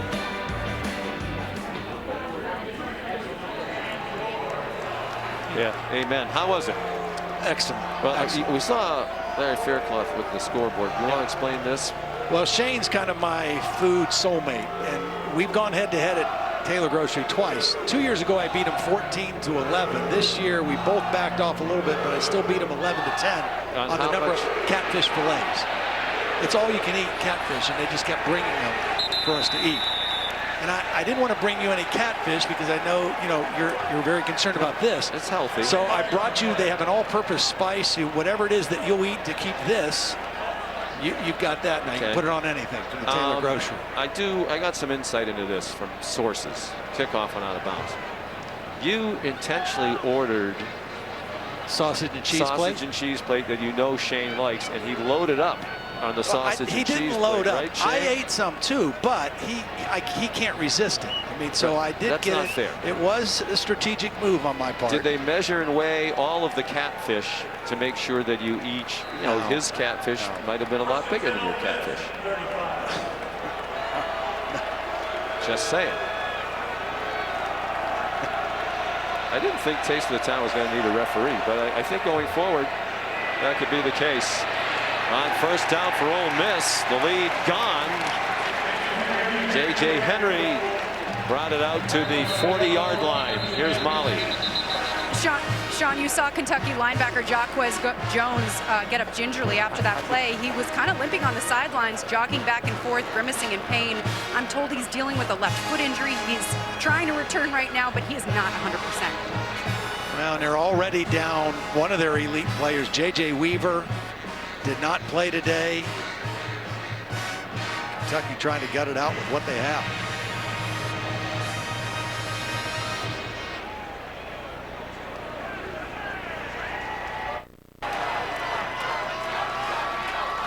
You're looking at the Taco Bell Live Moss student section today here at Ole Miss. Student sections across the country competing to be the Live Moss student section of the year. Always dressed very well in the student section here at Ole Miss. Jackson Dart, good fake. He carries himself for a first down out to the 45-yard line.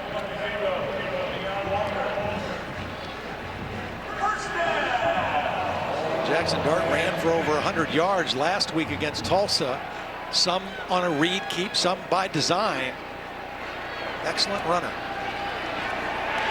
Trying to reclaim the lead, threw it into a tight window, and it was not caught by Jonathan Mingo. He's had a quiet day. Zion Childress, the backup safety, made the play. Childress, one of those transfers in the secondary that Mark Stoops brought in. They lost 4 key guys last year. Childress, a transfer from Texas State. One of 10 transfers they brought in out of the portal this year. Out of the backfield, Judkins has a first down for the Rebels at the 41-yard line.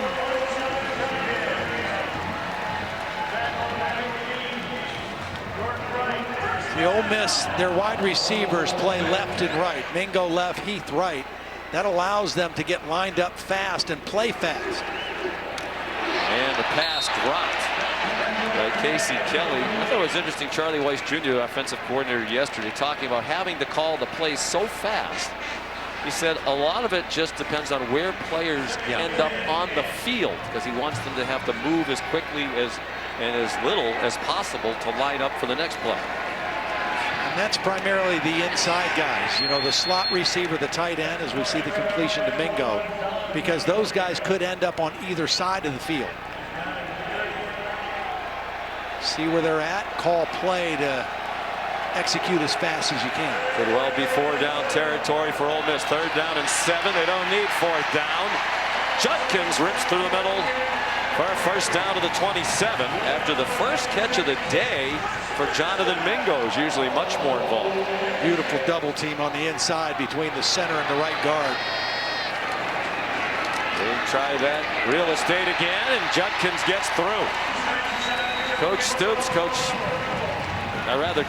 Weiss and Coach Kiffin talk about Judkins' vision. I think you saw it on that play. Yeah. He's an impressive young back. Runs with great maturity. Evans a bit more speed, but Judkins gets you a lot of these types of carries, and he's shown he can break away and score as well.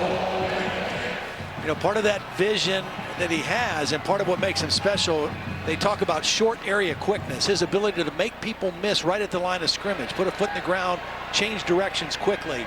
For a big physical runner, he's got that too. Averaging 9.7 per carry today. 9 rushes for 87 yards. After the fake, dart to the near sideline. And down at the 11-yard line goes Evans out of the backfield.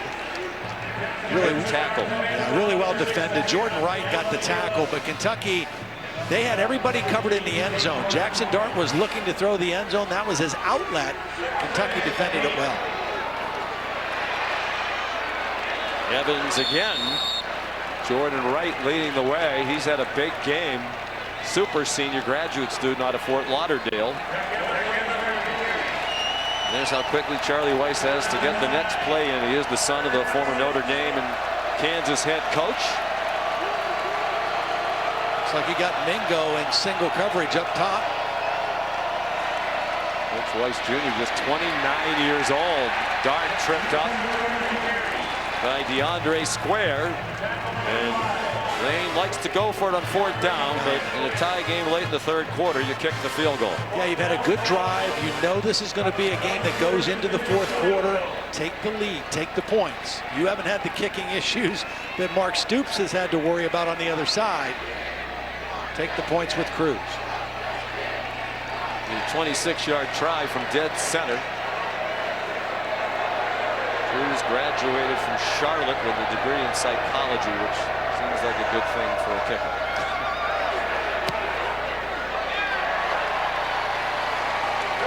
And Ole Miss goes back on top, leading 22-19 with 2:19 to go in the 3rd quarter, and we send it back to Matt Berry.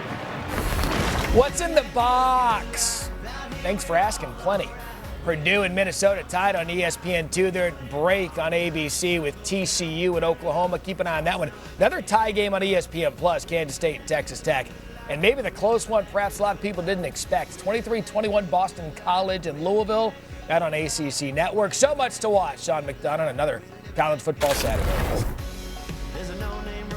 Well, we have a great one here in Oxford. Todd Blackledge back with the Hall of Famer, Sean McDonough. Last Thursday, September 22nd, my partner, Sean McDonough, inducted in the Massachusetts Broadcaster Hall of Fame. Quite a career. In 1992 on CBS, he was the youngest broadcaster to ever call a World Series. 93 called Joe Carter's walk-off home run when the Blue Jays won the World Series. A mainstay here at ESPN for over 20 years. Currently the lead NHL play-by-play man, just called the Stanley Cup, and been a pleasure to be your partner for the last several years here calling college football. Well, right back at you, friend. This is a blessing to be able to do this for a living. Appreciate the people at the Massachusetts Broadcasters Hall of Fame. A lot of people in that Hall of Fame I grew up idolizing. Thank you. You're welcome.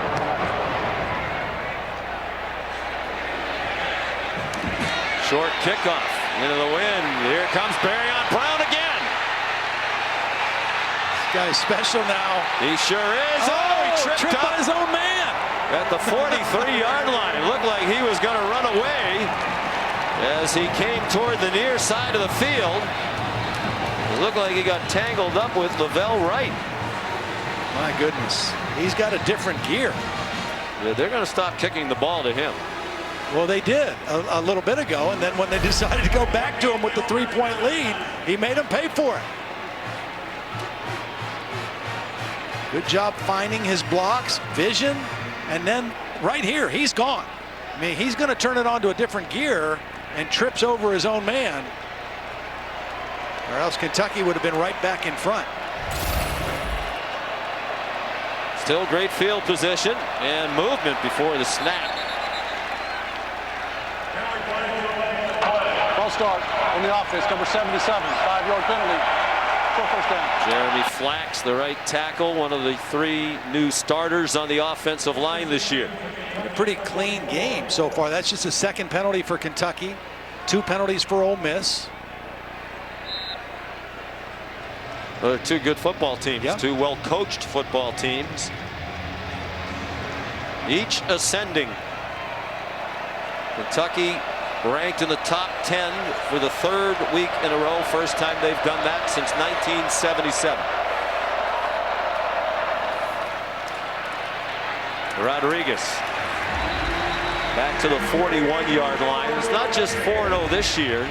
Ole Miss has won 18 of its last 22 games, and Kentucky 16 of its last 19. No, they've had some sustained success here. And again, they do it very different ways. Kentucky is more of a ground and pound, even though they have an NFL caliber quarterback. Mark Stoops, a defensive guy. Lane Kiffin, an offensive guy, but with similar results.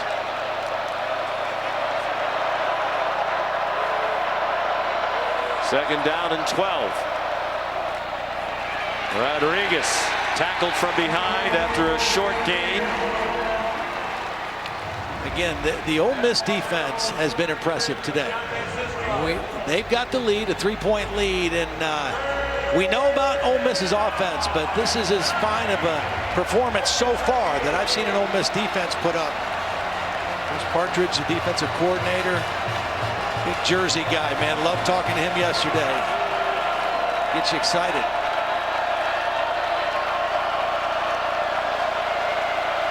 Jaton McClain, the running back, we're told Cavassier Smoke is sick and not available. High throw. It caught the receiver by surprise. There are flags down, however. Along the near sideline, 2 officials threw a flag. Darion Brown, the intended receiver. Yeah, I think Igbinosun, the true freshman, talented cornerback, grabbed the jersey. As the receiver was breaking to the inside, I think the young freshman had a hold of the back of the jersey.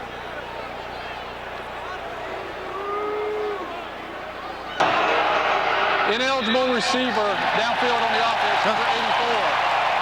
Also holding on the defense. Those penalties offset. Replay, 3rd down.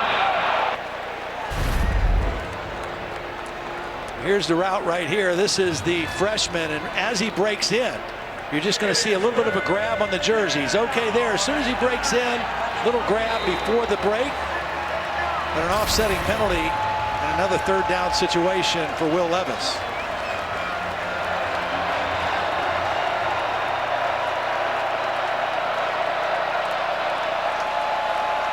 So they'll do it again.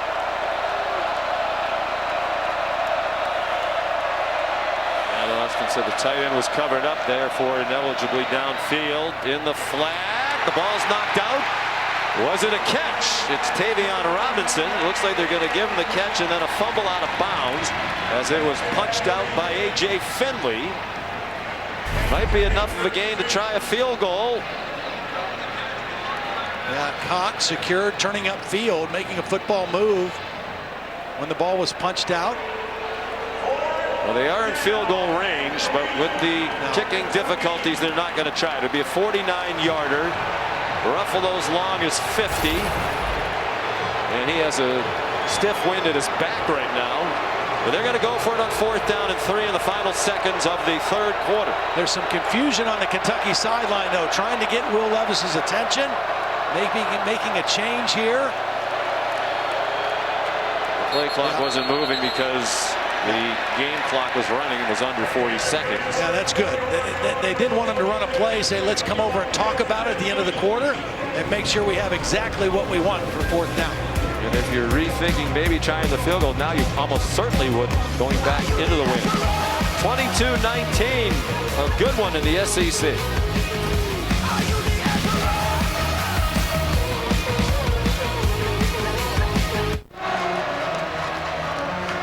while we were away, the referee David Smith summoned to the monitor in the headset by the replay booth. They're taking a longer look at that catch and then fumble out of bounds. Let's bring in Matt Austin. Matt, what did you see?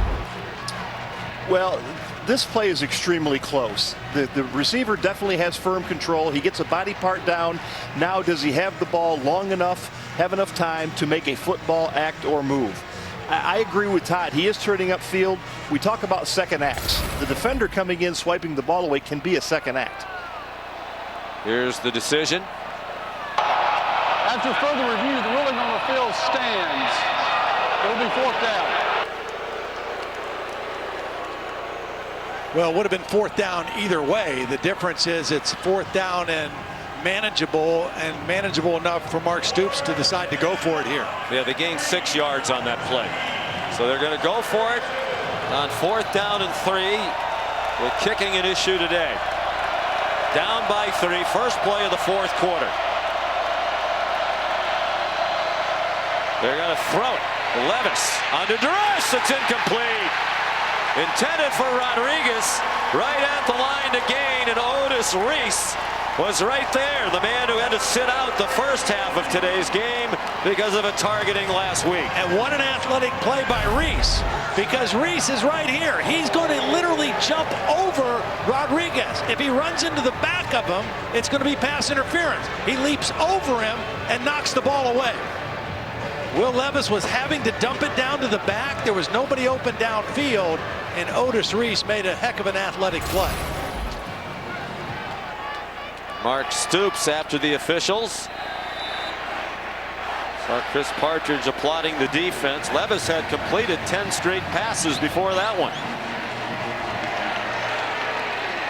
Ole Miss takes over on downs with Quinshon Judkins, the running back. The only time that Ole Miss doesn't go fast on offense is the first play of a possession like this. Once they make their first play, another bad snap. And Dart down to a knee, and he got hit by Jordan Wright. The crowd didn't like that. There have been some low snaps today from Eli Acker. If you're just joining us, they're without their starting center, Caleb Warren. Again, Eli Acker playing center. He's played there before. But Kentucky playing an odd front. When they have a guy right off the edge of the center's nose, he's trying to think about his block first instead of taking care of the business of snapping the ball. See, look at that. Right over the center's nose is a man. Just makes it difficult. They lost 5. Dart's pass batted out of midair. De'Eric Jackson dropping into coverage, almost had an interception. De'Eric Jackson is in for the injured Jaquez Jones, playing the same kind of way. They talked about having depth at that inside linebacker position, and De'Eric Jackson getting a lot of reps now. Eli Acker's out of the game. Caleb Warren is back at center. He wanted a dress today, went through the warm-up. They said they'd use him if they needed him, and they need him. He snaps it right to Dart. Dart's on target, first down. Michael Trigg, the tight end, to the 45-yard line. Nice read by Jackson Dart. It was zone defense, 4-man rush. He and Trigg were on the same page. For an 18-yard gain on 3rd and long. Back to the run with Quinshon Judkins. You know, outside of that interception right at the end of the first half, I think Jackson Dart has taken another step forward in his progression in this offense. Looks comfortable, looks smooth, throwing and running.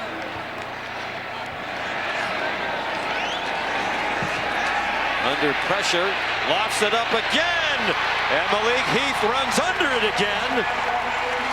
With the linebacker De'Eric Jackson trying to cover. Almost identical to the play we saw in the first half. Pressure. Avoid the sack. Loft it to the edge of the field where only your guy can make the play, and Heath catches it this time. Judkins on 1st and 10 after the 19-yard pass play, tackled by the true freshman, the mammoth Deion Walker.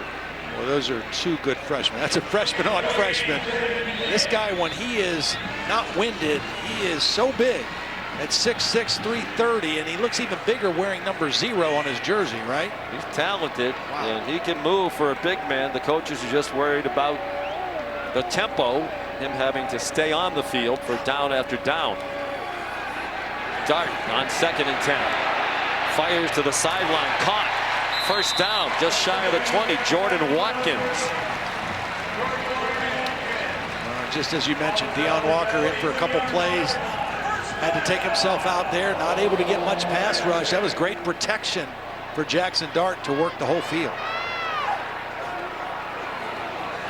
Judkins bounced off an official and got taken down inside the 5-yard line by the former Ole Miss Rebel, Kedron Smith. Well, again, a little deception. They faked the end sweep. I'll tell you what, Micah Pettis, the right tackle, is having a heck of a game. On first down, Judkins. This is huge right here. Ole Miss could take a 2-score lead with a touchdown. Under 12 minutes to go. Kentucky desperately trying to force a field goal try. And Judkins over 100 now for the 3rd time in 5 college games.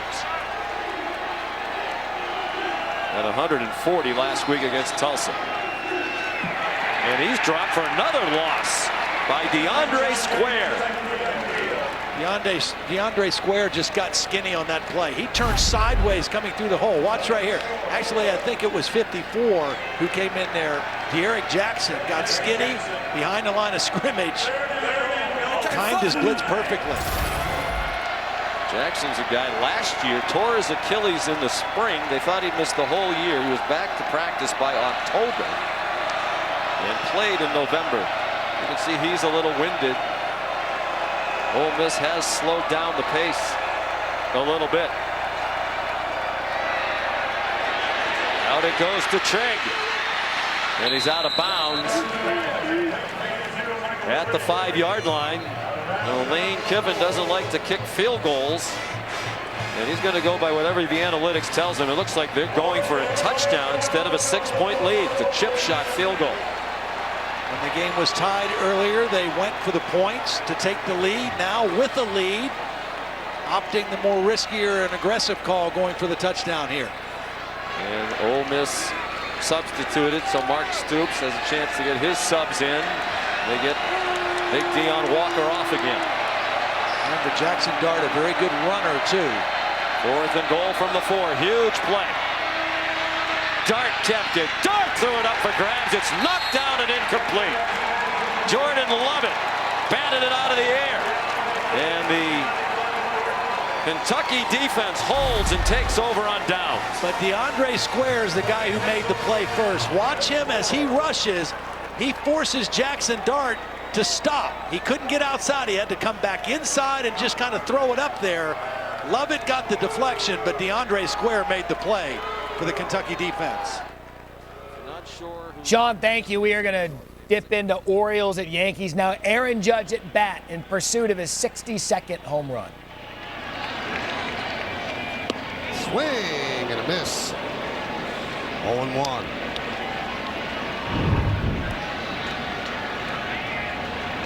A good breaking ball, but looks like Aaron Judge was kind of in pull mode on the first pitch.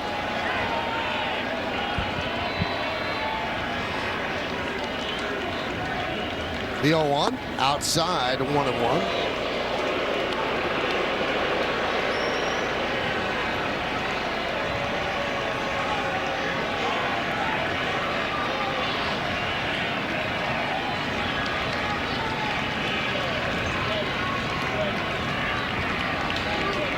And the 1-1 pitch. Swing and a miss. 1-2. High slider.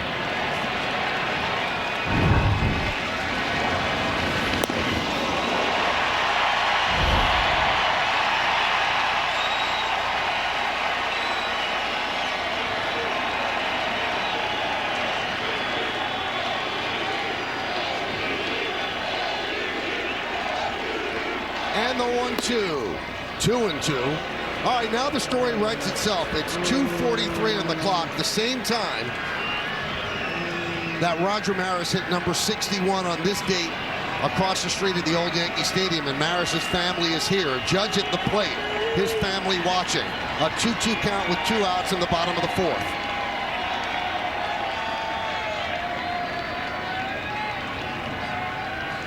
Outside, 3-2.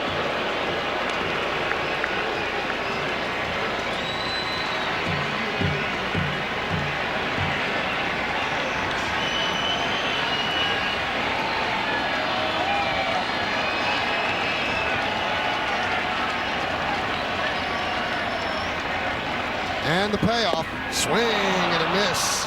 Judge down on strikes. No runs a hit, no errors. History must wait. Sean McDonough back to the amazing finish between Kentucky Ole Miss. Prince on the true freshman Brown.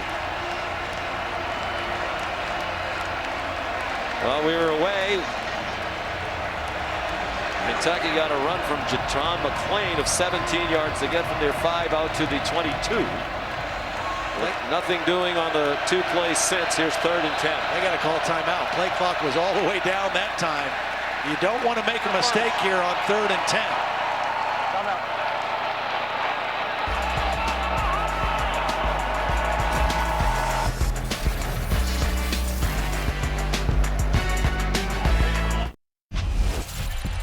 There's our SEC Spotlight brought to you by T-Mobile. Todd mentioned it at the top of the telecast. Kentucky and Ole Miss with 14 wins since the start of last season, tied for 3rd most in the conference behind only the powerhouses Georgia and Alabama. Here's 3rd down and 10 for Kentucky, down by 3. At one point they trailed 19-6. Will Levis. And it's off the hands of his receiver and incomplete. Catchable ball for Dane Key. There are flags down. Key was calling for the flag, and it looks like he's going to get it. DeAndre Prince in coverage. Holding on the defense, number 1. 10-yard penalty from the previous spot, automatic first down.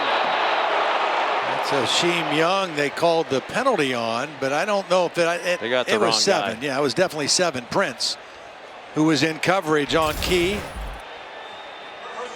This Ole Miss defense has done a really nice job against the Kentucky passing game. Coming into the game, Kentucky averaging almost 300 yards a game passing, only 112 so far for Will Levis and the Wildcat offense.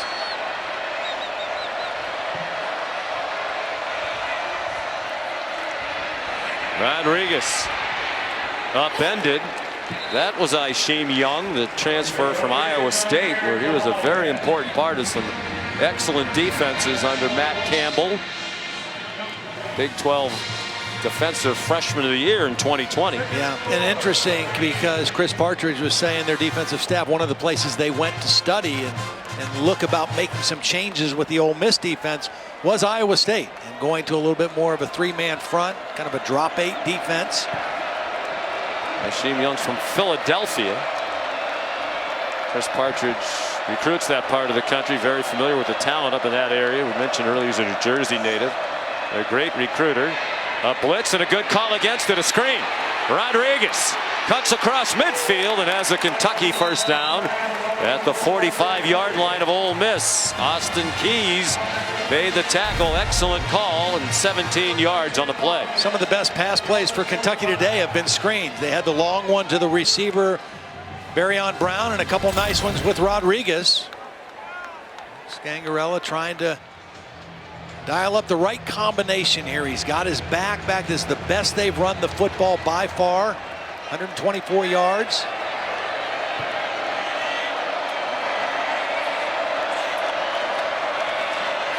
Ton McClain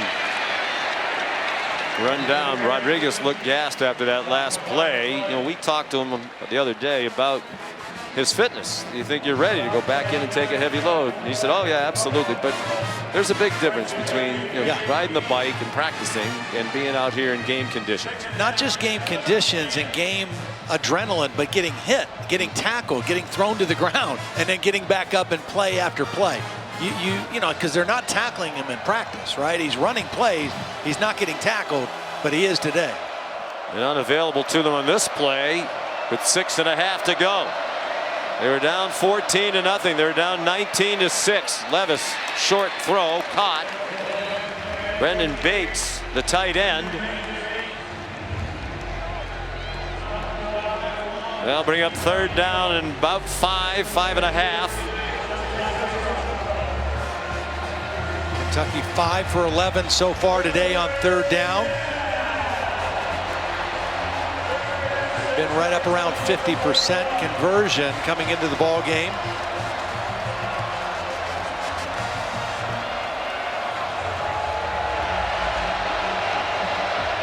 Perhaps 4 down territory. Definitely not a field goal from here.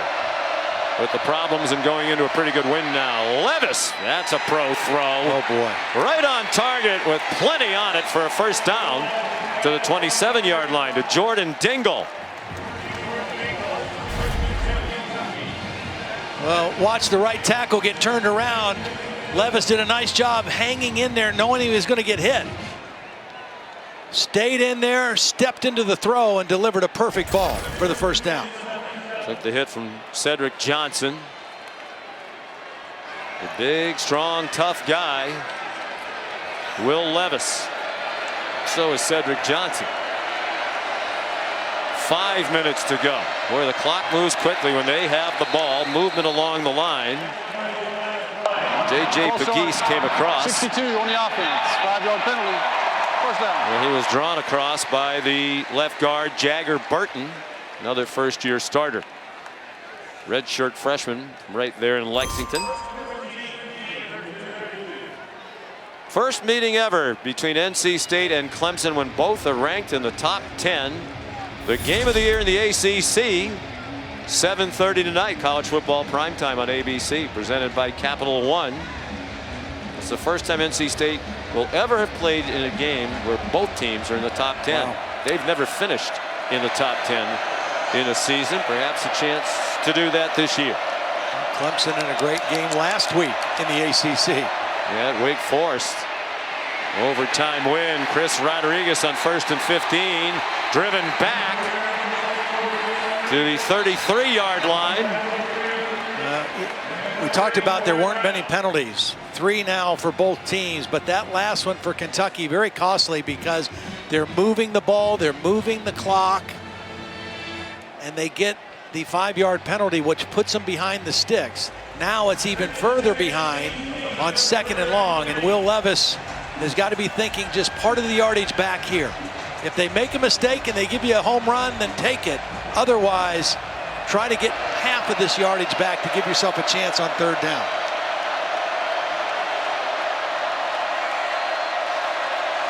Dropping 8. And Levis given a pocket. He's on target, short of the first down, but within 2 yards. Dane Key, another catch. Well, nice job. He read the coverage. They were dropping 8 into zone, so you just kind of find a window, and Dane Key gets right in between the 2 linebackers and settles down, and Levis hits him with the football. Sean, the other thing about this pace that Kentucky plays with, right now it's making Lane Kiffin and Ole Miss a little nervous because the longer they don't have the football, the less opportunities they're going to have offensively with time if Kentucky scores here to either tie it or take the lead. Kentucky will take its time. Levis, the keeper. Well, he lost the football on the contact, and Ole Miss has it.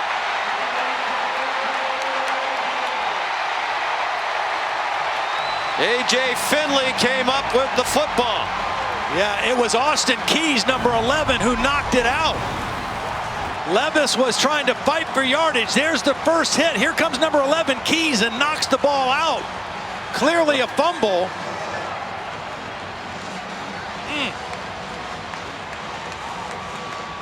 Hard for any runner, including Levis, to prepare yourself for that kind of hit in midair.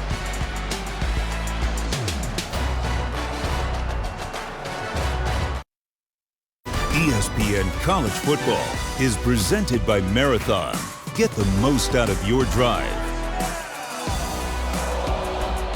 Well, Ole Miss has the football, but maybe they shouldn't. As we look at this play again, when Will Levis ran, this should have been a targeting call Crown of the helmet right on that K on the UK helmet of Will Levis.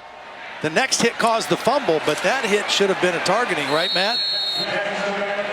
Been looked at by the replay official, so I do. I think he lowered his head, and as Todd said, he put the crown of the helmet right on the UK logo, so should have been looked at. He's not defenseless because he's running, but it was a crown of the helmet that led to contact, and Ole Miss was fortunate they got the football.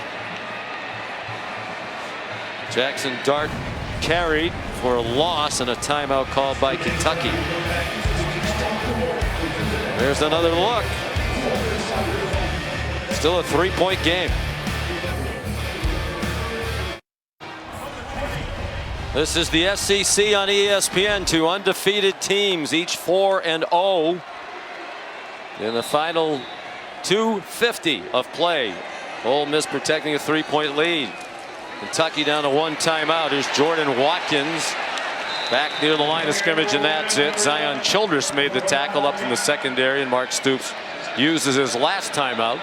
Now remember, the last time Kentucky had the ball, the play clock ran down. They had to use a timeout to avoid the penalty. Probably wish they had that one right now. Huge 3rd down and 11 upcoming for Ole Miss. Will Levis hoping he gets the ball back.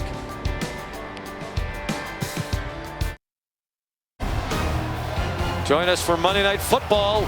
The Rams and the San Francisco 49ers. And Peyton and Eli back on ESPN2. That's 8 o'clock Monday night. Big play here. What will Lane Kiffin do? The 3-point lead, 3rd down and 11.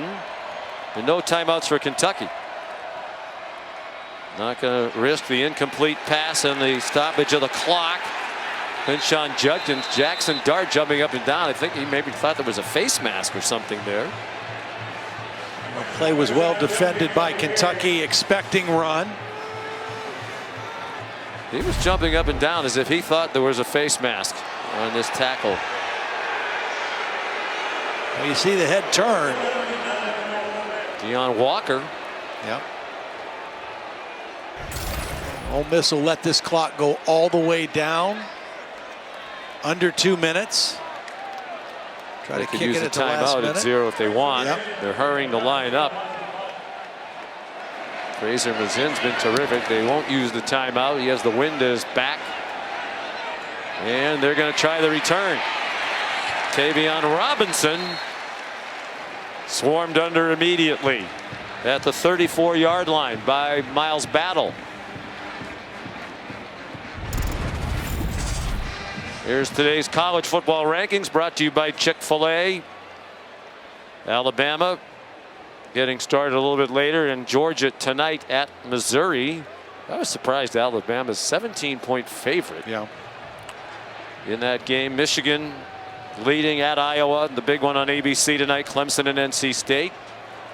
And a rematch of the Big 12 title game. Yeah. Oklahoma State in Waco to take on Baylor. Well, as Kentucky gets ready to take the field, an injured player for Ole Miss on that punt return play. If you're Will Levis, I mean, this is, you want to prove to the NFL guys that you should be the top 1, 2, or 3 guys. This is your opportunity. It hasn't been your best game. The Florida game was not your best game, but you found a way to lead your team to victory. Here was one of his best plays. Take a look. Got the protection, hit Dingle across the middle, but right now you've got 1:49. You've got no timeouts, and you don't need a touchdown. You just need a field goal. And that's what I was just going to lead into. To at some point, try to even get though overtime. they've avoided trying to kick the ball since the problems earlier in the game, a missed field goal, a blocked extra point, and a problem on a snap. They get down near the 20-yard line. They're out of time. They need to try the field goal. Ruffalo is a veteran who had kicked very well prior to today, and some of it wasn't his fault today. Levis airing it out deep and off the hands of Barrion Brown. That's true freshman against true freshman with Davison Igbinosun in coverage. Well, Brown had a step. The ball's thrown over the outside shoulder, just a tad too far, and not able to bring it in. Had 2 fingertips on it, or both fingertips, sets of fingertips, just couldn't bring it in.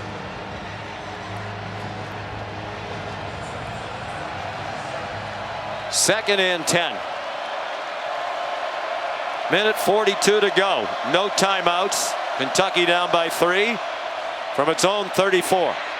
Open man in the flat. Rodriguez did not get the first down. 3rd down and 2 to come. And Jeremy Flax is slow getting up at the end of that play. The right tackle looks like he's cramping. He's grabbing his left hamstring. And the crowd doesn't like it. They think this might be acting to get a stoppage of the clock.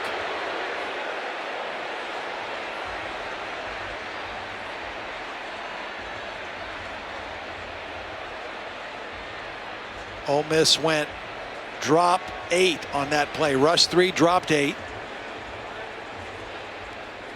Well, yeah, that's not acting. No, he's got a cramp. I mean, his hamstring is completely cramped up.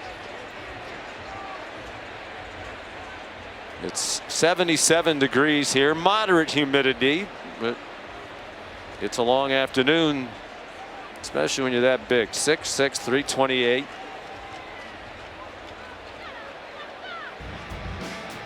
Well, we've referenced it a few times early in the game. Ruffalo, makeable field goal, just missed. Then they had a extra point blocked. Then they had a problem on a hold by Chance Poor. So lately, Mark Stoops has been foregoing kicks, but it might be a case where they have to try one. They need to get in position first. 2 problems on the PATs. Flax limps off. Replaced by David Wolabaugh, redshirt freshman. Son of a terrific offensive lineman. His dad, Dave, played at Syracuse, played in the NFL. Quick pop. Barryon Brown stays on his feet. He can fly. They have an angle. Brown inside the 10. Aisheem Young and DeAndre Prince managed to catch him. But it's 1st and goal for Kentucky. The 2 most explosive pass plays for the Wildcats today have been this play. Wide receiver screen to Barryon Brown. He's not very big, but he can break some tackles. He is a star on 1st and goal. They loft it up. And it is. There's a flag down. They stopped the play. It was caught by Dane Key, but the official on the near sideline, the line judge, has a false start. I don't know if they were set. Kentucky was trying to go fast, which they don't do, and I don't think Kentucky was set. Illegal motion on the offense. The slot receiver was not set. It was miscorrection, was moving forward at the snap. 5-yard penalty, replay, 1st down. I think Mark Stoops is telling Will Levis right now, let everybody get set. Here's the moving receiver. They're trying to snap it quick. They like the one-on-one, but they weren't set in formation. And again, this is a team that does not play fast unless they have to in a 2-minute. But they didn't have to go fast that fast in that particular situation. So it's 1st and goal from the 12. Under a minute to go and no timeouts. They have plenty of time. 50-yard pass play to Brown got them down here. Levis. Batted out of the air. It's a free ball. Jared Ivey knocked it out for Ole Miss. And Tavius Robinson has recovered.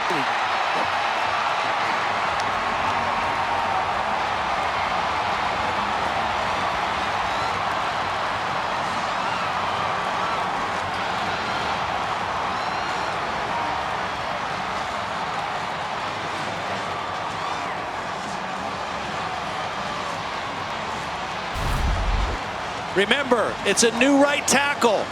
It's Dave Wolabaugh. He's going to get beat on this play by probably the best pass rusher. They tried to help by chipping the tight end. It didn't help the tackle. He knocks the ball out, and Ole Miss creates another turnover. Now, my dad's an old offensive line coach. He doesn't like when people say that chip helps, because sometimes it makes it tougher for the tackle. Chris Partridge, first-year defensive coordinator. What a reaction. Yep. Guy who was out of coaching, played at Lafayette College, started coaching at Lafayette, and then his mom, Bonnie, ran a very successful business in executive recruiting in the New York City area. She couldn't run the business anymore due to illness. He stepped out of coaching for 3 years, was very successful. Wondered if he ever coached again. His mom got healthier. He got the bug to go back into coaching. Took over his high school program at Passaic, New Jersey. Wound up with Jim Harbaugh at Michigan as a recruiting assistant. And now he is one of the hottest assistants in the country. That's his dad, Rick Partridge, who punted in the NFL. His dad's into it. He has that defense sign that he holds up. That's part of the gear he's walking away with. You know, Sean, what a great defensive performance all day and a great stand there. But remember the play before. If Will Levis waits another second for them to be set, it's a touchdown. Dane Key caught the ball in the end zone. It's a leading touchdown that got wiped off the board because of the penalty. A lot of what ifs. I'm sure in Lexington they'll be talking about the hit that Levis took when he fumbled on the previous possession, what certainly looked like targeting. They don't care about that here in Oxford. The lane train continues along. And this is a much more physical Ole Miss football team on both sides of the ball than Lane Kiffin has had in his time here. 13 straight wins in Oxford. They go to 5-0. Here's Molly McGrath. Coach, you pride yourself in the defensive resurgence of this program. What was it like watching your defense at the end there win you this game? It was really cool to come to 2 stops like that and get the ball back. Awesome to see. What did they do well against quarterback Will Levis today? Well, they rushed him. You know, they were motivated all week by their offensive coordinator saying, bring the blitz and we'll light you up. So there you go. You just beat a top 10 Kentucky team. What did you learn about this group today? We got to get a lot better. You know, we could have finished the game earlier, you know, screwed around and didn't play well enough on offense in the second half. So we have a lot of work to do with a lot of really good teams coming to play. So we kind of got out of here with this one, which was good. It was good to have some people in the stands. And really 5-0? All right. That sounds pretty good. You called out your fans this week. They showed up. They listened to you, Coach. They did. Better than our 4-minute offense. So glad they were here. Thank you, Coach. Congrats. Sean. Are we ever going to talk to a happy coach again after victory? Let's talk to Chris Partridge. Yeah, he's happy.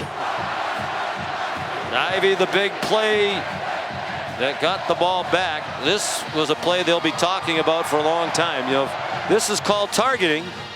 Kentucky keeps the ball. One of their best players, Finley, is out of the game, but they got it back with another chance. And that might have been a game-winning touchdown had it not been for the penalty that wiped it out.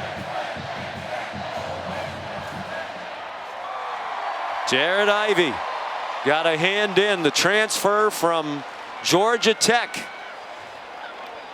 Boy, they did well in the portal. They did. Chris Partridge.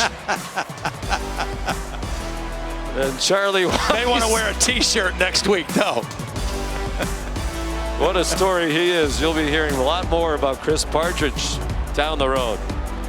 Final score, Ole Miss 22, Kentucky 19. Let's send you back to the studio.